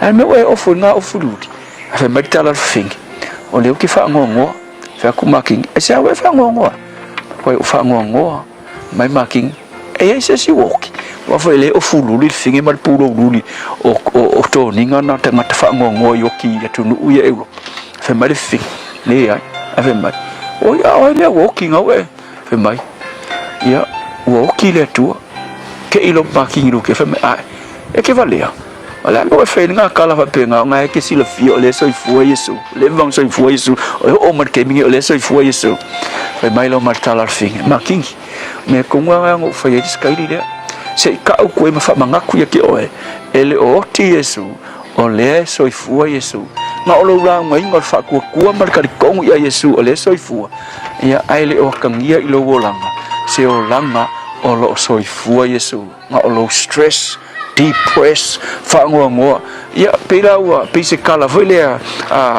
na tupu se me mongi ai e ke lelo na fianga mo itatu umalama ka ko uma fo wa keder ka ko ilo ko e ku Yesu a ka ko volanga ma tatu attitude ke le kaimi pe lava o lai o ti Yesu so le upu mo o le asole nei ia e o laina lau talitonunga le tua fa fitai fa manuia lo tunu amen.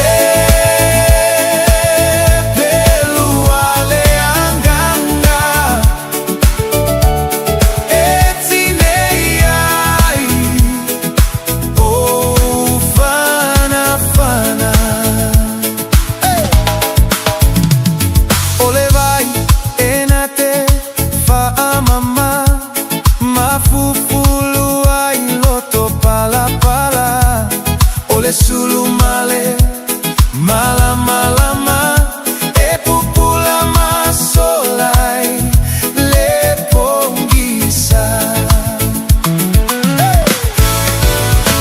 ua o te laua fionga ilo loto ne io anga sala ole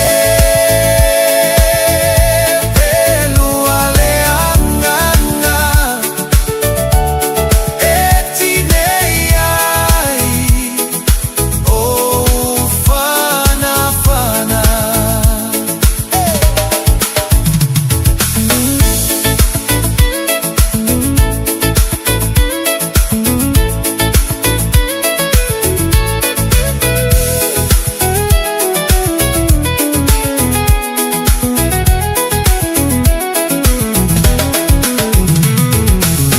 e mangu mangu le mutia ola upuele fa umatia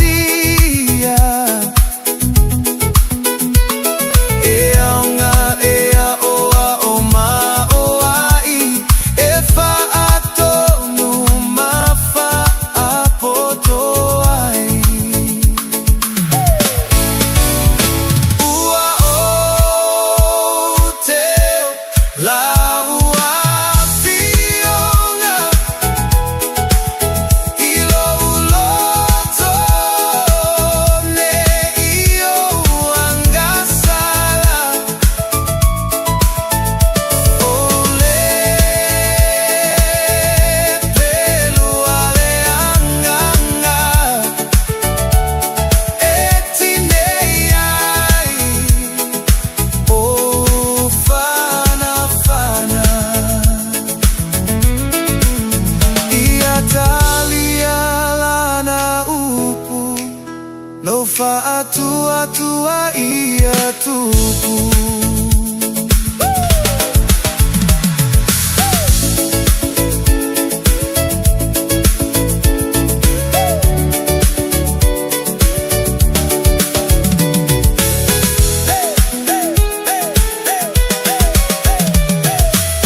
na mimi lo SL di Apollo Leupu ilona Fiafia poto Natali manino ia ile ali auane itofotofo ile atua sili sili ua o teo laua fionga ilo uloto ne io anga sala ole pelu ale anganga etine ai o fana fana E ale lei mana i o le upo le atu o le fionga le atu o le sudu le o tātu vai ma le mamlame o tātu wala. Te wina le fionga le atu i o tātu loto pe ona iei upu folo folo i le so. Whamales au ia mo tātu, a reto le ola wha tai le li i. Tawa tanga whale angang. Ta pena le tātu wa turu i tūtu mga ruanga o to toi le ni aso. Li se lantu o sauni atu mo ngā ruanga lantu o le uri se pa i stay mo le po. Pa pe fole mamalo le tunu o lo o tapena atu mo ngā ruanga le po. A e se le mātango fio i tau whale nganga ia mo tātou. E fole tātou runga lo a ngā tele mo to tele. Tātou umalava lo whātau te lia i ngāse o le tino. E fole lantu o lo tule lantu whāsalanga. Ea ole upa ia le tua. O le pelu e whaatau ma ai o nei tū. So se vaenga o le fionga leli. Au ngā tele leo mo tātou. Ia te pele wate lo te asimal tasi minuta tā leo o lei tū lai lua I lunga tau tūle vede Samoa ta slima tolo amo te wha maloa te nisi o tātou paanga ma tātou ainga lo mafuta mai I lunga tau tūle vede Samoa tasi ono te simal tasi. Tasi ono te simal tasi I tono tātou wātanu. Leo te wapa I atu I lunga penga ta whailangi o leo wa mai a on te whiloa I le malo. Male tu malo whasale anga numele lua. Mana tua nei le tai au le na wawai atu ai o la mo se whilo inga ia ale malo male I tu malo whasale anga. Le alau te titu latu pe leo mahe al whilo inga. Leo mahe al whilo inga le tu malo whasale le anga lua. Ia male malo pe ona iai. Ia e tau le whailo le vaenga. Mana tua le na toa lia ia niso vaenga mfofanga le malo I le tu malo le whasale anga. Ia o nisi fo ia o mea lewa si le fia le tatu watunu. Petai. O lea na mauai. O le tai au nei, malanga e aigi le tu malo whasale anga lua. To e fia maua se whiloa inga ma le malo. Le alana maua le whiloa inga o te wawaiatu, o leo uma le whiloa inga, ia, te rola fola ia niso vaenga pe a tatu tala mai tai au, tala mai sa mole asa tai au. Manino a wili ili e rola ili vaenga po whilo wanga iai, tono winga. A fa pe o leo uma wa le mea le whatatali ai le te il malo. Ile a fionga le ipa le mia ma le whainga malo. E to e maule whiloa inga ali tu malo ma le malo ia na whanga solo foi leo whamurianga ia lewa anga ia titoni tu malo te tasi wai pe ale tu malo le lena poloka ni so vaenga ona na usi le fil tatu watunu a fa pela lewa maule whiloa inga so pau ale mele ne mana ile malo lo to whalongolonga ti ole to e mai so le pule ma to e tatal noa ai ore ol famsinonga o mai e tu tatanoa le anga le malo le alu atu ai ia fuafuanga pokalame ina I mawhai on tofu sia umai tu malo te tasi I pokalame mwhamurianga ia wanga anga iela le malo ia whapera o le aso wa mai al whilo inga rolo winga sangini le se laudi masfutala ai mai se poloketi e wanga iatu te le lola po le ala le tulanga o le a o ia le mta upu le wale o ta otul famsinonga le no falong ta otul famsinonga ia le tulanga le ai le va o le malo ma fa sale le anga ia no mo filoinga al tala pa le mia I le pokala me fola al fala o sa nuanga al palmia ele mo se tari mta upu le le famsinonga e mo I le anga le fa te tari le malo o pokala me le malo mo le manu ia la utelo le tatu watunu ia ai ia le li se ele ia se mea ele po pese nu pe ona saunu ole taita il malo ele po pese nu ai o tau o le fasoa ma sole pule ina ia mafai manino le telo vala ia matutu si ai tatu I famurianga lua ma leva I taimi leli o pal pese pe matitiva ia mo le fiafia ale me sile mataua ia mal malama se mea I mata upu e tau ona mal malama I tu tono fa inga malo I tu tono ekalesia, tono wharapitonga, a maiso tu tono ainga. Se le tā ua leo mo tātou. Te pele watiro te 2 minute tā leo leitu lai lua. Radio Samoa, tasili mai batolu, amo. Radio Samoa, tasili mai batolu, amo. Ooh, it's an ad break. Perfect time to be reminded that winter immunisations, including flu, are available now. Schedule them in at bookmyvaccine.nz or with your healthcare provider. And hey, you might get to tick it off your list before the next ad break. Ua whailoa mai ala official a tine mu ma whalawalawe te tupu whaafosei. Fire and Emergency New Zealand o le a le ngā lulue mo le tasi le itu la sui tine mu mai le a fole fitu e o I le a fole vanu I le tai au a tai au. O na o le atulanga o le awa ai ai le whaatuai o na tali atu o sui o le ofisa I ni wala awe o mai o le whautuanga mo le tōtele I a whae tete o na whaatino ni vaenga o no tūlai mai ai ni mu. Tautua nā ngā sesenga o mea taumafa ia aua le tūla fua ia mana tua a whai e tūlai mai se mu ia vave alu ese mai le fale ma vili le tasi. Asia jane le tūlau o le Fire and Emergency.nz moni whaamatalanga e tusai ma nei fuafuanga. Talofa! O tau sai Lisa Ta'avali. A fiu mai loa I le aloha cars I wiri. Le eise te posi mo mia. A palai nei ma maua I le tali. Talia so se laisene, ai iaia ia inga whapitoa. Pala au mai lotina, o le aloha cars. I le ovalu se lau, fitu ono valu, ono o valu. Beasi asima i le lualima valu, Ross Common Road, Manirewa. Talo falava, o nei le nei mai le imisau training. A fai e te fia o au ito mai fai kofe, fei loa I matangata fau, ma fau sia lolo totele e a matai se ngaluinga fau I se fale kofe, bo se fale ainga, des tala nei loa, I la mātou Food and Beverage Skills course, lea e a mata I le masina o me. E se fulu lima vai aso le umi, ma a fai e te anga waa, e le ai se tutongi. Mātou te mālama lama e whainga tali toi fo I a o a onga, a o emisau o se a onga e peilawa o se a inga, ma o lo o iai whai a onga e lango ina o I taimi uma. Wala au mai nei loa, I le o valu se lau, lua wha tolu valu. O lolu manai e a mata I nei. Radio Samoa. Taslima I watolu amo. Jadi 5 minuta jalo le Julai lua. E ala ua uto e tilo atu. Lono winga na uma lo le whilo inga whaasale anga lua male malo. Saini do malpoloketi. Saini ar kai miringa. Se lau ni masfutala, saini. Malu to e fo tamoi tila anga. Kia wada le manga ia. La Fiafia tangata uma. Maua wha marianga. Ia malotu wha aptaileli. Inei awa noa manei a whamurianga wa mai mō tātou. Tau alunga se tautua te tia le so, tapena mai le tō whai a whunga mō se manu Francisiane, a wā le whaua wino le tātou po kalami se pa istaimi le a fiafi.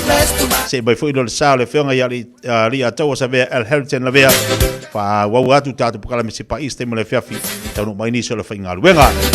Ia, tātou whino le asa tai au le lofo le lii, manu ia tele nei a oli, au tō nā tātou watu nuu whaisi mase se ola. Wala ave tā vale, fai le mulu sa. Ia matato umalawa tau tuana le marururo wa iai ma le timu, au ni e wha timu e mōr fulu, e le I tei tau sanga. Tātou whilo le asa tai, so I fo mai manuia. Remix. We gotta stay. Till I die. I gotta stay. Till I die.